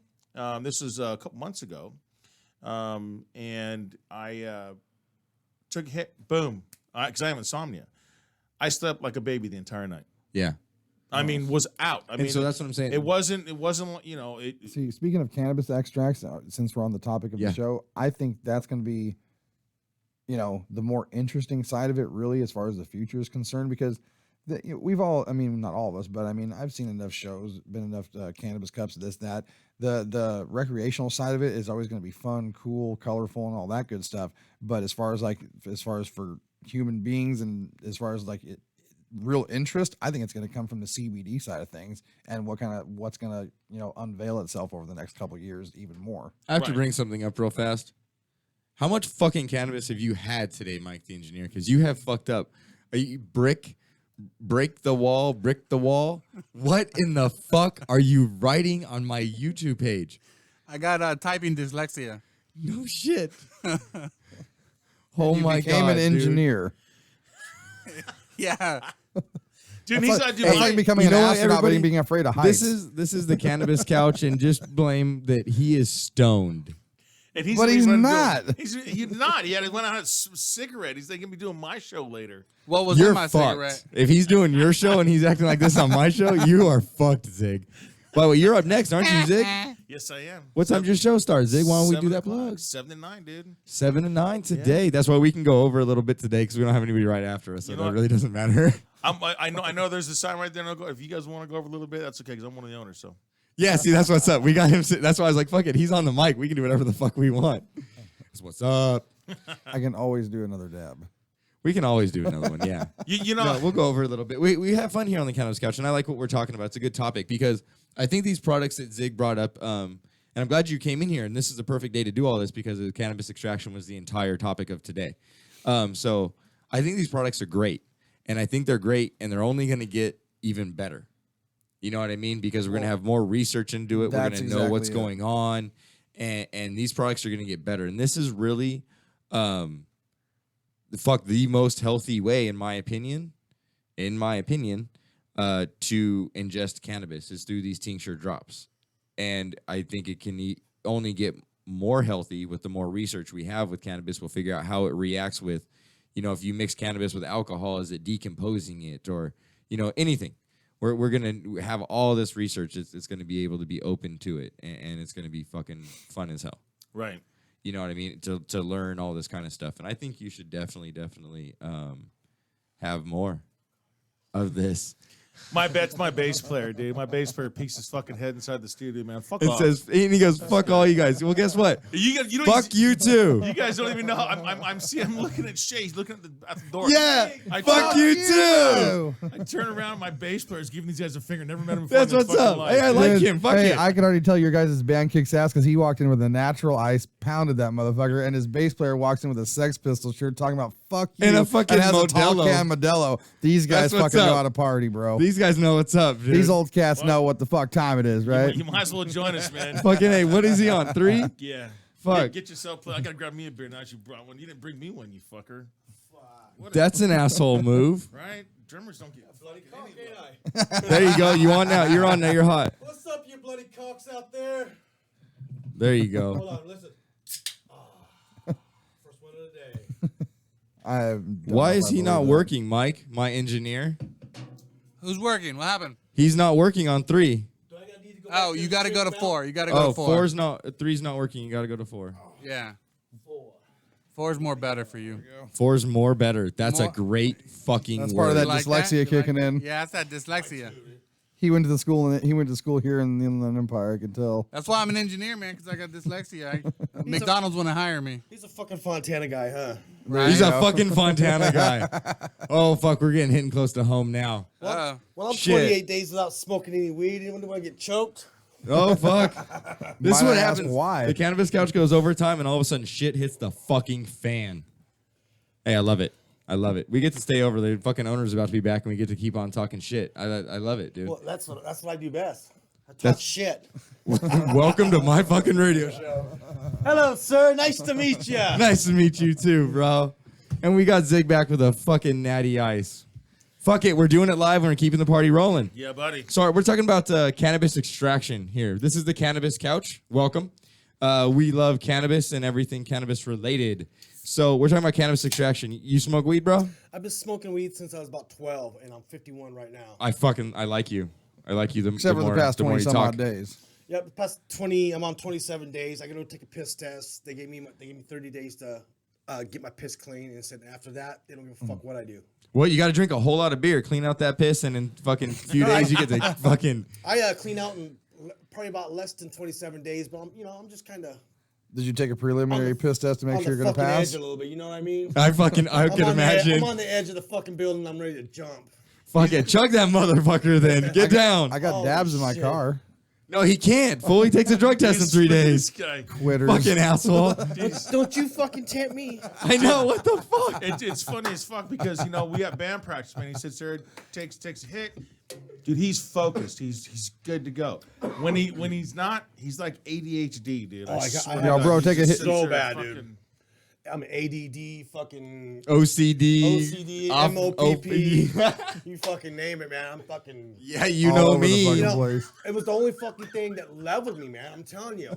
No, everybody. You know, I had a high school football coach tell me, "Hey, man, smoke some fucking dope before you go to the game." See, OPP hears Well, that's other probably not people's what you hear a pot. lot from the coach.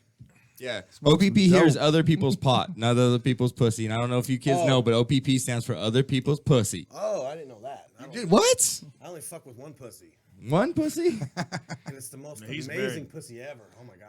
I'm gonna keep my mouth shut on this She's entire not fucking listening. You don't have subject to right now. bullshit. Oh, see, all of a sudden, as I get the zig zone slowly taking over.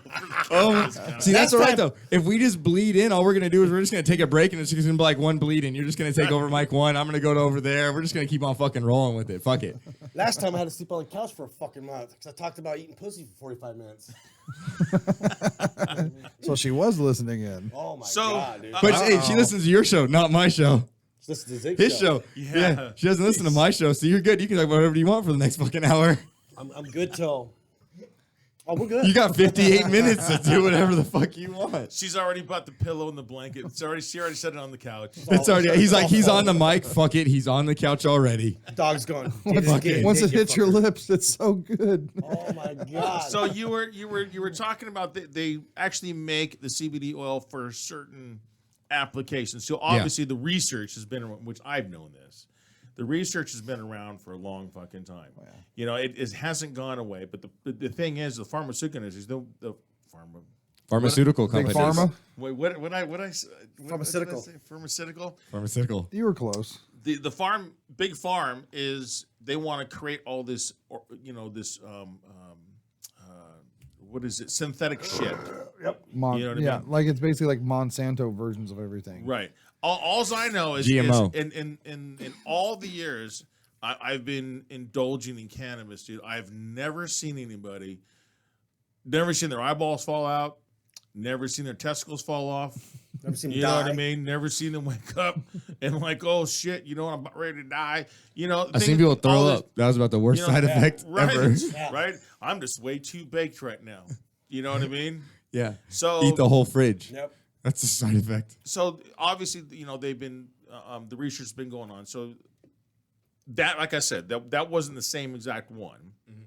I just, when I told my roommate, I said, hey, I need something that's like good for like a multivitamin. That's what I told him, because I'm not hip on all this shit. And so when he went in, they said, oh, this is what he needs to take, and that was the Vitality, whatever it says. No, I would say that was perfect for you. Okay. Yeah, he grabbed the perfect one for you. But also because you take that, I would suggest him grabbing the PM one for you as well. This one says AM on it. They have one that says PM on it. And I would suggest you taking that one at night. Now what would be the difference in the AM and the PM? Well, one puts you to sleep, one wakes you up. Well, I know that, but I'm just like saying, an I'm NyQuil. sorry if you can break this down for me. Well, I'd have to see what they're putting in the other bottle necessarily. I'd have to see those other ingredients. One's, compared So to what these would be the ones. ingredient that's going to make you sleep? Well, then they would just put something in there like, whatever they put in to make you sleep. There's all kinds of things. They could put serotonin in it or, that's what the body naturally produces to sleep. So they can put a high CBD strain like Sarlet's Web in there and not cut it and make it like you got 20-1 here. So if you had a 20-1 go night one, then they're putting a high CBD strain in there, and then they're going to put something, maybe similar to serotonin in that's going to fucking knock you out. So you have this high CBD plus the serotonin that's naturally hitting you, make you want to go to sleep. Plus you took high CBD, so it's going to fucking just put you down. Which is not, because I've always dealt with insomnia, Right. and which I would, we did the whole pills, and I'd wake up. It was really hard to wake up, and then I felt like dog shit for like the first 3 hours of the day, like Just hungover. groggy. Like Vicodin and shit like that. Yeah, just like completely hungover, just like, oh man, I need a cup of coffee. Then it was 2 cups, 3 cups, 4 cups later. Then I'd finally start coming out of it. By noon, okay, now I'm ready to go, and then have to do the recycle all over again. I said, I got to stop doing this shit. Dude, if I wasn't ready to go till noon every day, fuck, I'd be screwed. So what I did is I started. I used to do cannabis recreational. I don't do any recreational anymore. I only take it for to go to sleep. So I can't go to bed before 11. Right. Dude, if I go to bed at 10 o'clock, dude, I'm up at 2 o'clock. It's just really weird that way. Yeah. So I take me a nice bong hit before I go to bed, and I'm good to go. But when Lambo gave me that vape pen, man, Change the took game. one hit off that, dude. I slept. I woke up. Man, what time is it? Holy shit! I slept all the way to 7 o'clock. That's just impossible for me. Well, and also another thing is that you're taking it in a different way, so your body's going to process it a different way. Yep. Right. So you're used to taking bong tokes, so your body has a tolerance for that. So when you switch it up and you do something else, your body doesn't necessarily have a tolerance for that way. It has a tolerance for CBDs, has a tolerance for THCs, but when your body's processing it a different way, it doesn't necessarily have a tolerance for that. So when you do the vape pens, it's actually kind of a different product. It's CO2 oil, and TerpHouse doesn't cut the CO2 oil in it, so it's very potent. And so because of that, your body's breaking it down in a different way, so it's going to affect you a lot harder. And that's essentially what happened. Like, I think you should also, I don't know if you can, but eat edibles. If you have an edible at night, it wouldn't take much to fucking put you out. Dude, edibles Fuck knock you me up, the- man. They Long- fuck too long me up, lasting. And see, dude. here's I the get thing. jacked What I up think on you those. should Some do, of 'em, honestly, is change it up. Like a couple of nights a week, do a bong toke. A couple of nights a week, hit the pen. One night a week, eat an edible. And you'll find you're going to sleep those here's nights. another way of doing it. Like, say you find an edible that's really good. Say like what a perfect example is those punch bars. Those things are fucking amazing. They're cut in like 6 little squares. You take a bong toke and a square. See how You're it fucking hits you. done. You kind of get a little bit of both worlds. You have it hitting the lungs, which is expanding into you quick, and then you have a little bit of an onset, kind of like a timed a time release one being the edible. Yeah, set an alarm for yourself. You know what I mean? You should give it a whack. I'd give it a whirl. Okay, because I know each time I've taken, outside of back then with the brownies, but then I was, Now the brownies. I'm and talking edibles like are better. actual legit Yeah, edibles done by now- companies that are cut into squares Yeah. where you can Now where you they're- can measure it out a lot easier. yeah, they're just freaking potent as shit now. And I've gotten some stuff, and man, I ate a half a coin. It was a chocolate coin. Jordy gave it to me. It was a chocolate coin. I ate. He goes, "Don't eat the whole thing. Just eat." He said, "I ate the whole thing." And he doesn't really smoke, but he has insomnia also, Right. and ADHD. So it's kind of like he said. So he'll take a little bite. He said, "Don't eat the whole thing." So I took the whole thing, man. I called in sick to work. But so I ate half of that. I figured, okay, well, shit. Well, I mean, I consume each night, so okay, shouldn't be that big. I ate half that thing, dude, and I was kind of sitting there playing a video game while I kind of started to get feeling a little sleepy. Dude, I went from being good to go to I was stuck on stupid. So how do you know when it comes to an edible how much to partake? Because obviously you don't get an edible and they don't okay, give you that's instructions. part of it. Because Yeah. it affects everybody Broke differently. down And on I the think that's package one of the too, things right? that people there's a big issue, and I've been seeing it on the internet a lot. People saying, okay, we'll take an edible like a brownie. Okay, well, they don't understand. Okay, eat one bite or half a brownie. That's why and they what eat I the was- whole goddamn thing, and that's- then You're they're fucked. like fucked up. But see, that's the thing. Like he's talking about, like the punch bars. That's why I think he brought up punch bars specifically, was because punch bars are put into 6 squares, right? And they suggest you eat half of a square for the first portion, and then if you don't feel anything, you eat the rest of the square. The next day, No. You can no. Say like you don't feel Hour anything later. within like a 30 minutes or an hour, then you eat the rest of the square. Now by digesting the whole square, you will feel something. But if you have a low tolerance to edibles like you, if you ate half a fucking square, you're gonna go to sleep. Now, a punch bar being in 6 things, that's gonna last you 12 fucking nights. Relatively inexpensive when you think about it. I mean, your sleep is damn near fucking priceless, right? right? So it's relatively inexpensive. And why I suggested that you break it up is so your body doesn't get used to that. So if you ate that punch bar for 6 nights in a row, on the 7th night, it's not exactly going to work the best. You'll sleep, but you'll probably notice a little bit different. But if you ate it for 2 nights and then took a bong toke for a couple of nights and then fucking did the terp pen, you wouldn't be building up a tolerance to all these things per se as fast. Changing it And you up, would be yeah. changing your body up, and so your body would be used to it and be like, oh fuck, and then it's got to change up and do this, and oh fuck, it's got to do this, and oh fuck, it's got to do this. So it would help your body in a way not build up that tolerance. You know what I mean? Well, you got to find what works for you. Right? Yeah, you got to find what Well, works it's not for like you. it's not and then, fun to eat more chocolate. Well, I know one thing. Chuck, you'll definitely be able to back me up on this. I remember plenty of times back in the day taking a half a hit of acid. Oh, this is all you need. Hour One goes by. drop. Oh, no, I'm good. You take the other half, you're You're fucking stuck on fucked. stupid for like a day. Yeah, because the other one's the half is just kicking in as you're taking the fucking other half, and you're like, holy fuck. But that's the same with edibles. Exactly the same. That's a great thing to bring up because that's the same with edibles. Myself, right? I can eat a punch bar. I could probably eat 2 of those squares and be perfectly fine and be able to semi-function.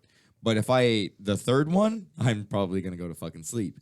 So it's just As to where I'll eat the whole fucking bar. tolerance and as to him, he'll take the whole bar. But also the dab he just took was twice the fucking size of the dab I just took. You know what I mean? Look at how he's functioning. He's functioning just on the same level as I am. If I would have taken his dab, I would be just like you. I'd be stuck on stupid. But like I mentioned, I hate to do that. Like, during the show, you're the host. You know what I'm talking about. You like to Right. be on it. You want to know. You want to engage with sharp. your guests. Be sharp. Right. Be on it. So I don't like to get like that. Like right now when we go out there, don't think I'm not going to take a big fucking dab because I'm done. And then if anything, I just have to walk in here I'll and come take on his your if he show, and I'm not doesn't. What did I responsible walk for it at that into? point. Right. You know? It's torture. So I think like you should switch it up. You should take things. I think you should definitely get the PM one because that'll help you switch it up if it works for you, and use these things in different times. You know what I right. mean? They If have you really CBD want to capsules too. yeah, they have CBD capsules as well. Like And TerpHouse supplies that. right, yeah, Boom. and they do. Well, I'm then not very dropping good. all their new stuff because they're supposed to come on and drop all their new stuff on the show, and they haven't come on to do that yet. So I'm not trying to like out their product, but yeah, they're coming out with a whole bunch of new awesome shit. I'm just plugging. They're plugging, Look, but man, I think you I got should some find great out what's information. different. Listen, what? dude. I've had Crohn's disease for almost 25 years. Oh, please tell us. I have a some buddy stories. who has All right, that too. Crohn's disease, right? I've bled out. It's almost killed me twice. It's put me in renal failure once. Heart and liver, kidneys shutting down. Didn't have enough blood in my system, right? They're pumping me full of just chemicals and chemicals and chemicals. And I'm hating it because I'm sick to my stomach all the time. I'm throwing up. you know? And it comes to the point where I just said, fuck all these pills. Fuck it. I'll just live like this because this is what I got to deal with in the middle of my life, you know? And I went and saw a fucking doctor. He said, look, man, try some edibles.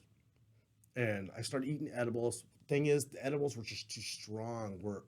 I was waking up at 4 a.m, high as a kite, still wanting to fall over, holding, you know, trying to take a piss and hold. Yeah, that will happen. You know, but I switched over to just smoking it, dude. You know what, dude? It changed my life. Yeah, it's changed my life, dude. I don't take no more pills, dude. I'm not on no more pills. That's amazing to This hear. is the shit that it saved my life, dude. And, They're telling me. And for a job, they made you quit for a fucking month. Well, yeah, they said we know you have weed in your system. You know, we'll give you the time that you need, and once you pass the piss test, you can smoke as much as you want, do as much as you like. You know, we're not gonna fucking bother you. I think it's the legality Yeah. issue of it. Like, Where he had that to way just- they Insurance. have his file, and if At least it was anything produced Oh no, one they don't time. mind, dude. I walk out you in the car, know. take bong rips all day. I smoke. Ask him. I smoke all day long, dude. So do we. This is how I function. I mean, this is who I am. I get up in the morning. I get some breakfast, get some coffee, and I take about 5 bong rips, and I go to work. And I'm happy, dude. I'm a concrete finisher, dude. At 51 years old, dude, with Crohn's disease. Hard work. And I'm still functioning out there, just working circles around these young guys. They're going, what the fuck are you on? Are you on speed? Or you got cocaine? I said, no, just take a bong tokes. My aches and pains go away. And I Like you're on function. bong tugs doing this shit. You're like, yeah, right. Get the fuck out of here. Yeah, dude. No, but that's the thing. He uses it in a medicinal way, and he needs it. And so when he's processing it, when his body's processing it, he honestly needs it. So it makes him feel better. So Oh, he yeah, can it get makes up sense, and, though, and yeah. get on the level. I brought paperwork in and showed them, look, this is what they're telling me to do. You know, I can't, you know, I have, and they said, no, just take the piss test, pass the piss test, and we don't care. We said, we don't even care if you cheat on it. We don't care. Just Do what you got to do. Well, I gotta commend you because you're doing it the correct way. You are going clean. What do you say? 27 days now. Yeah, yep. So you got a few more days, and you got to do it. And that's commendable, bro, because it is hard. Cannabis is a drug, so it does get into your system, and it is hard. You know what I mean? You do want to ingest it more. Your body kind of, in a way, like you know when you're taking vitamins and they taste like shit for the first week, but after the first week they start to taste good because your body realizes that you need this shit. And it's like, oh, even though this tastes bad, it now tastes better to you because your body's like, you know, your taste buds evolve and all that stuff. And they're like, okay, well, I need this, so it tastes better. Dude, they had me on. I was taking 750 milligram Vicodin a day. Fuck, dude. 350 milligram Somas a day, and 10 milligram Ambien a day. I was fucked up. Oh, all, God 12 damn, pills in man. total. Holy Damn. shit. all fucking day long. Next thing I know, I'm waking up in the hospital, and they're pumping my stomach saying, there's nothing in your stomach. What's going on? Except for pills. Except for pills, right? I'm like, boy, I think I might have forgot. I got so fucked up, I forgot to take my pills, and I took my pills. So no, you took them twice. You know? And you forgot to eat because you're so fucked up. Yeah. I didn't eat. You know? Like I didn't at least have a Modelo in me? Nothing, dude. And here's the thing. Here's the thing, dude. For me to get off all that shit, I mean, 'cause I OD'd, dude. It was killing me. Well, fuck, that's 20. If you doubled up, that's 24 pills. No shit, you OD'd. Fuck yeah. You know, and not knowing what the fuck's going on, not giving a fuck, dude, and caring what's going on around me, dude. But the bottom line is because of the weed that I was smoking, I got off the shit, off the fucking pills, off that stuff, dude. and That's what's I was up. able to See, function as that's a great human. story because I want to bring something up. Everybody, for your whole fucking life, you're always taught that this is a gateway drug. To be honest with you, it's not. It's a fucking exit drug. Because if you're hooked on opiates, if you're hooked on all these fucking things, and the doctors are prescribing them to you because that's what's legal, you know, fucking cannabis is the thing that brings you off of that. If you're addicted to heroin, start fucking smoking cannabis and just chiefing and chiefing and chiefing and chiefing. What do you want to bet? You become a better fucking person, and you don't want fucking heroin anymore. What was your first high? My first high? I smoked weed. My first high was my dad's pills. See, and that sucks. They were Quaaludes. Oh fuck, those were the That's shit. old school. 714. Yeah. I never got baby. to try those. 714 lemon. Those were Quaaludes, all right? Wolf of Wall Street. That was my first high. When Seen I that? was looking to get Took a high, I was couple going to my of mom and dad's medicine cabinet. I was getting fucked up. All my friends. See, were and getting I would rather have my son's first high be weed Mine was or booze. cannabis or marijuana or whatever they're gonna choose to call it. But I would much rather my son's first high be that. Yeah, so the gateway drug are pills. It's pills and alcohol booze. and all that other stuff. Cannabis is the thing that pulls you off of that. You were addicted to pills. Well, not addicted, but they were pumping you full of them. You were addicted. Addicted. So you started smoking cannabis and you started, eating it first. That wasn't working enough. So then you started smoking it. And now look at you. You don't fucking take pills. for the past 27 days, he hasn't smoked cannabis, but up until then, he smoked probably every single day, all day, like you were saying. And you're I hate to say it, but in the past 27 days, your health is probably depleted a little Here's bit. the thing: if anyone's ever worked I feel a lot of concrete, pain. if anyone's Yeah. ever worked a concrete job a day in their life, or ever seen someone with Crohn's and knows how it is to be 51, cannabis works. I'll put it to you that way. Yeah. Well, then, you know, and also if you think about it, think about all the commercials that are out there for, like, you know, the rehab commercials. Oh yeah. The first thing they put out there is opiates. That's the very first thing they mentioned. That's the worst thing in our country right now. Then there's alcohol. Then of course, then you got the other ones where, you know, it's meth and cocaine or whatever. Name one that says I was addicted to marijuana. I synced it. I know people that have actually had to go to NA meetings and stuff because, you know, they got caught back, and this is a while ago, that they got caught with marijuana, and then they were, you know, they had to go to NA meetings. Well, they had to go. Right, they were court ordered to go. Hey, you want to know who I know who got busted for it? Who? One dumbass friend that I had, and he admitted Shut the fuck up, to people. driving under the influence of marijuana. I said, "Did you?" And I asked him, I said, "Did you admit it?" He goes, "Well, yeah." I mean, and he should have said, "Well, yeah." I go, "You stupid son of a bitch." Stupid. You know, I said, "Dude, No you- test. There's no that's what I test told for him. it. There is now. Dude, I didn't even have to say Well, anything. now, That's what I but told him. it's I said, probably I told him, I said, bro, there's no viable test that could hold up in court that could determine that you were high at the time of that. There's no measurement test right now. And he kind of looked at me like, fuck.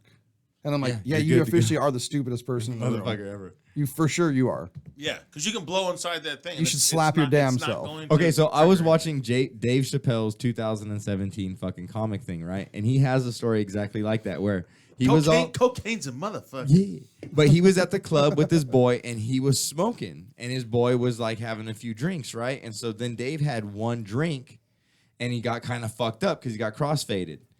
And so the boy was like, "Oh man, you know," he's like, Dave like said, "I don't know, whatever." I was like stumbling out of the club. Some boy was like, "Hey, give me your keys." Apparently, I'm better than you are. I'm not fucking stumbling. So Dave gave up his keys, and they start cruising down the fucking road. And he said they're cruising down the fucking 10, and all of a sudden the fucking blue lights came on. And he looked over at the other friend, and his response was, "I don't know how you're gonna do, but I'm Dave Chappelle, motherfucker. I'm gonna be all right." And he said, you know, the cop came up and peeked his head in and said, "Oh, how you doing, gentlemen?" Immediately even recognized him. "Oh, hey, Dave Chappelle, how you doing?" And then he said, "Traffic stop was nice." You know, cop was very respectful, everything. He said, "You know, you guys had anything?" And he asked the driver to get out of the car, and Dave said he looked up in the rearview mirror and everything's going right. And he looked down, you know, kind of playing with the radio, and he said, "You know, traffic stop's going good if you can play with the radio." And then he said he looked up and he goes, "All hell fucking broke loose." All of a sudden, you know, he's sitting there doing this and touching his nose, and then the other partner cop, you know, he puts his buddy in the back, and the cop comes up to the passenger side and says, "You know, Mr. Chappelle, are you able to drive? You know, you've admitted that the guy I just arrested admitted that he was your designated driver. You know, are you okay to drive?" And he's like, "Fuck yeah, I'm okay to drive. Give me them keys." You know what I mean? Like just trying to act cool. He doesn't want to go to jail, and because they were going to impound the car, and it was Dave Chappelle's car, so he was like, "No, don't impound my shit. Give me my keys. I'm gonna roll out of here." And so he says, "Yeah." And cop goes, "Okay, well, if you can blow into this and prove to me that you're legally able to drive, I'll let you leave." And he said, "Fuck yeah." He says, "All right." He says, "Fuck it. Let's roll the dice, motherfucker. Let's do it." Yeah, let's see You what know, we got. let's fucking see what I got. The worst, fuck, I'm in the same position I'm in right now. Yeah. Right? Fuck it. All I have is to go up. And he can't get a DUI. No, he can't get a DUI. He wasn't. No, He just can't drive. No, he just couldn't drive. He would have to call a taxi. They would impounded his car. He would have had to deal with all Right. that, which it was the same exact position he was in right now. Right. So the cop says, "Here, you know, blow on this," and he fucking blew. He said, "Brrr," he said, "I'm blowing on that thing," and it said beep, and I said, "Uh-oh." And the cop said, "Well, Mr. Chappelle, have a good night," and handed him his keys. And he said, "You know why I got to go?" And I said, "Why? Because them motherfuckers don't pick up weed." Yep. Yep. And that's the thing. They don't pick up weed. There is a saliva test now, but even that is you can fight it in court Yep. because weed's in your system. If you smoke it, you know, that's why he had to have 30 days days. ago. It's Right. dude, and me, fuck that. Him, it probably took 25 fucking days or 20 days to actually get it out of his system. It would Right. probably take me 25 to 30 days to get out of my Yeah, system. I'd probably have to- alcohol only takes 24 hours. I'd Right. probably have to quit now to be clean by Christmas. Oh, and the truth comes out, ladies and gentlemen. That's a Damn good thing it. that's a good thing I'm self-employed, huh? Listen, man. For sure. Yeah, for sure. I'd be, Life I'd be, on, sucks. yeah. Life sucks when you're not on weed. I'm just telling you right now. Sex is better. Food is better. Movies are better. I can pay attention. Yeah, your That's a attention lot of span stuff. is actually right there. Well, that's It's a lot of life. I fluffy, mean, you know, I'm really, man. I mean, I'm so creative when I'm high, dude. That it's just I flow, dude. Boom, boom, boom, boom, boom. You know, I can write, like, you know, things come out, and you know, it's crazy, man. It's why is this? You know, why was it illegal at one time? Well, you know, fucking Reaganomics and all those people, you know. All they make all the cool shit illegal. Yep. well, Right. So if it's illegal, it must be pretty fucking badass. Yeah. If it's legal, it probably fucking sucks a little bit. Yeah. Well, Oh, let's make it illegal until we can figure out a way to, you know. tax the fuck out of it, make a Yeah, shit ton of money. exactly. Be buying your weed at Walmart. That is the only reason why Dude. they're allowing us to do what they're doing and not walking into California and pulling federal fucking Trump cards because they can. I'm not saying Trump because the president's a Trump. I mean Trump like in the fucking card game. yeah. But you know they can. Okay. State does not supersede federal, although state can govern themselves. Federal has the overall say because federal gives state money. So if they say we don't want you doing this, the state says fuck you. The feds can say we're not going to give you money. Guaranteed. The state says what? Wait a minute. We're not going to get paid? No. Okay. We're going to follow you. And that's how the fucking money, that's how it works. Now, they've figured out a way to make money off of us by taxing it at this ungodly rate.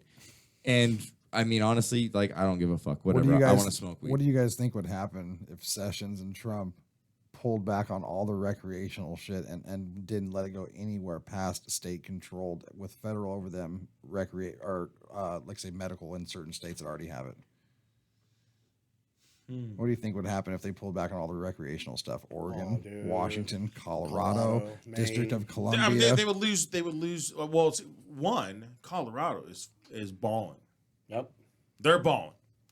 You know, they've when you can give a check back themselves- to all your citizens just because you made too much money, you're doing something They right. have pulled themselves out of debt within just a couple years. And That's helping the the thing. I homeless. think it could take care of Now our that a couple national fucking deficit. years, Problem dude, is the federal think government about wants that. all the states to become dependent on them. But that's the Right. thing. That's what's fucked up Yes. is that I believe it could actually take care of So- our national debt. Yeah.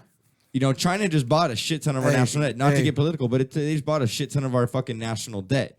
And I'm sorry, I'm not a Republican. I'm not a Democrat. I'm an American, and I like my fucking country, and I like smoking weed in my motherfucking country. And if weed can help my country get better, why is this not happening? Thank you. We have plenty of people in this Because country. we that are economically owe wonderful. China so much money, we But can't that's the thing. get ourselves out of the hole without But- paying them back first. But we don't have to. That's fucking fine. Make weed legal 50 fucking states and watch in 10 fucking years us be the fucking superpower we've always thought we were. Thank you.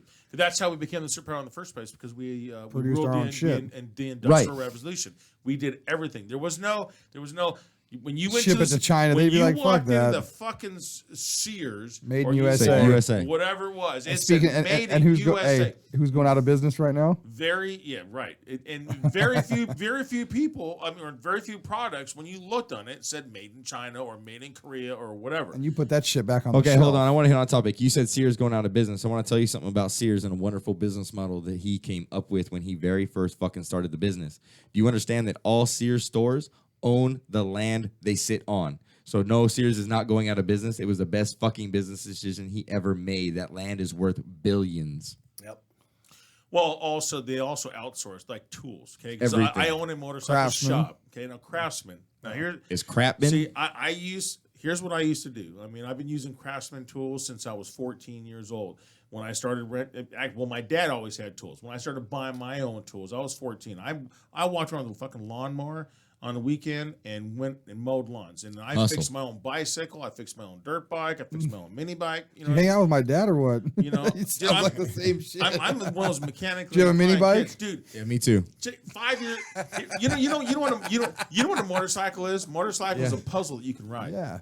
Yeah. Put Okay. that shit back When I together. I've been to UTI, bro. I know all about that There shit. you go. So when I was 5 years old, remember, the kids had like, the 50-piece puzzle. Yeah, I was yeah. doing 2,000-piece puzzles. You were like, fuck your 50 piece I bullshit. could, you see things, they fit. You're like, You know, assemble a and- motor, motherfuckers. So, Craftsman, I go in, this was a couple years ago. I broke a wrench. Now, usually it used to be you'd walk inside, They you return pulled it the and- wrench off the shelf or whatever. Switch it. You walked up to him, you stood in line, you walked up, said, "Here you go. Here's my broken one. Here's my new one." "Okay, very good. Just sign this right here. I have a nice day." Yep. I Don't remember do that shit no more, huh? That they told me that it had to be repaired. That it's sent up to. I says, "What do you mean it has to be repaired?" "Yeah, well, we need to send a report. We don't do the whole swap thing anymore. I'm like, oh, what are you talking about? I said, how long is this going to take? This will probably take about 3 to 4 weeks. 3 to 4 weeks. We have to send it to Korea. Okay. They told you that directly? They told me straight up. We have to ship it. No, actually, we have to send it out of the country to get repaired. Out of the country? What are you talking about? This is USA. I'm standing in this country. He goes, no, we have to send it to Korea. I'm like, you what? To get repaired, and then I get it back. So I there's no exchange. I threw such a fucking temper, and I'm like, what the fuck are you guys talking about? There's people online. I'm throwing a bitch. I'm like going, what happened to Made in the USA? I've been using Craftsman tools for 30 plus years. I can walk in, grab my wrench, grab the other one, and I can walk out of here. I threw such a bitch at they called the manager. Manager came in and says, okay, you know what? They're like, sir, this is a $15 wrench. Have a nice day. See, here's the thing with that. But, you know, that's what jacked me up. So now I'm like, you had to go through all that bullshit to get how it should be. And yeah, I'm moving to Snap-on and some other, tools. Actually, American made. Here's the thing that I think is sad about that is that it is now cheaper for them instead of exchanging a wrench. Is now a bit apparently, because why would they make a business decision to change? It's now cheaper for them to take your wrench, to ship it to Korea, to have it fixed and brought back here than it is to give you a new wrench. Right? Yeah. They're obviously. I mean, come on, business is all about dollars and cents, and if you can save 3 cents doing something, they're going to do it because on an overall scale, it equals millions. So it's now cheaper for them to do all of that, and that is what's sad. And if we brought marijuana to a legal forefront in this country, and the hemp industry to a super legal forefront in this country, we don't have to outsource it. We wouldn't be outsourcing anything. No. Because we would have enough money then you know in what'll our happen? own country. Grown in Mexico. Yep. Okay. So we're talking about that. And How back much in you the wanna day, bet? do you guys all remember? Just like a lot of the these fruit two that's on remember? the shelves now. Do you guys remember the town in Japan named Usa? No. Okay, so my father told me about this, and he actually kept a toy. There was a town in Japan, because everything used to say made in the USA. Yep. Well, how do you pronounce USA in Japanese? USA. USA. So they named a town USA. So it said made in USA, but it's on the toy it said made in the USA. They made those little metal. There is still a town to this day named Yes. USA. Look it up. You got a computer right in front of you named USA, where they had many, many manufacturing plants, so they could stamp it made in USA, and it was said made in the USA, and they ship it over here. Yep, they made those I little shit you metal not. toys. Yeah. Holy shit. My dad still has toys to this day, but here's the thing. Made in the USA always had dots in between the letters. Yep. Right? Made in USA didn't. It just USA. There was no U dot No S dot, no A buy. Now you fucked up my brain.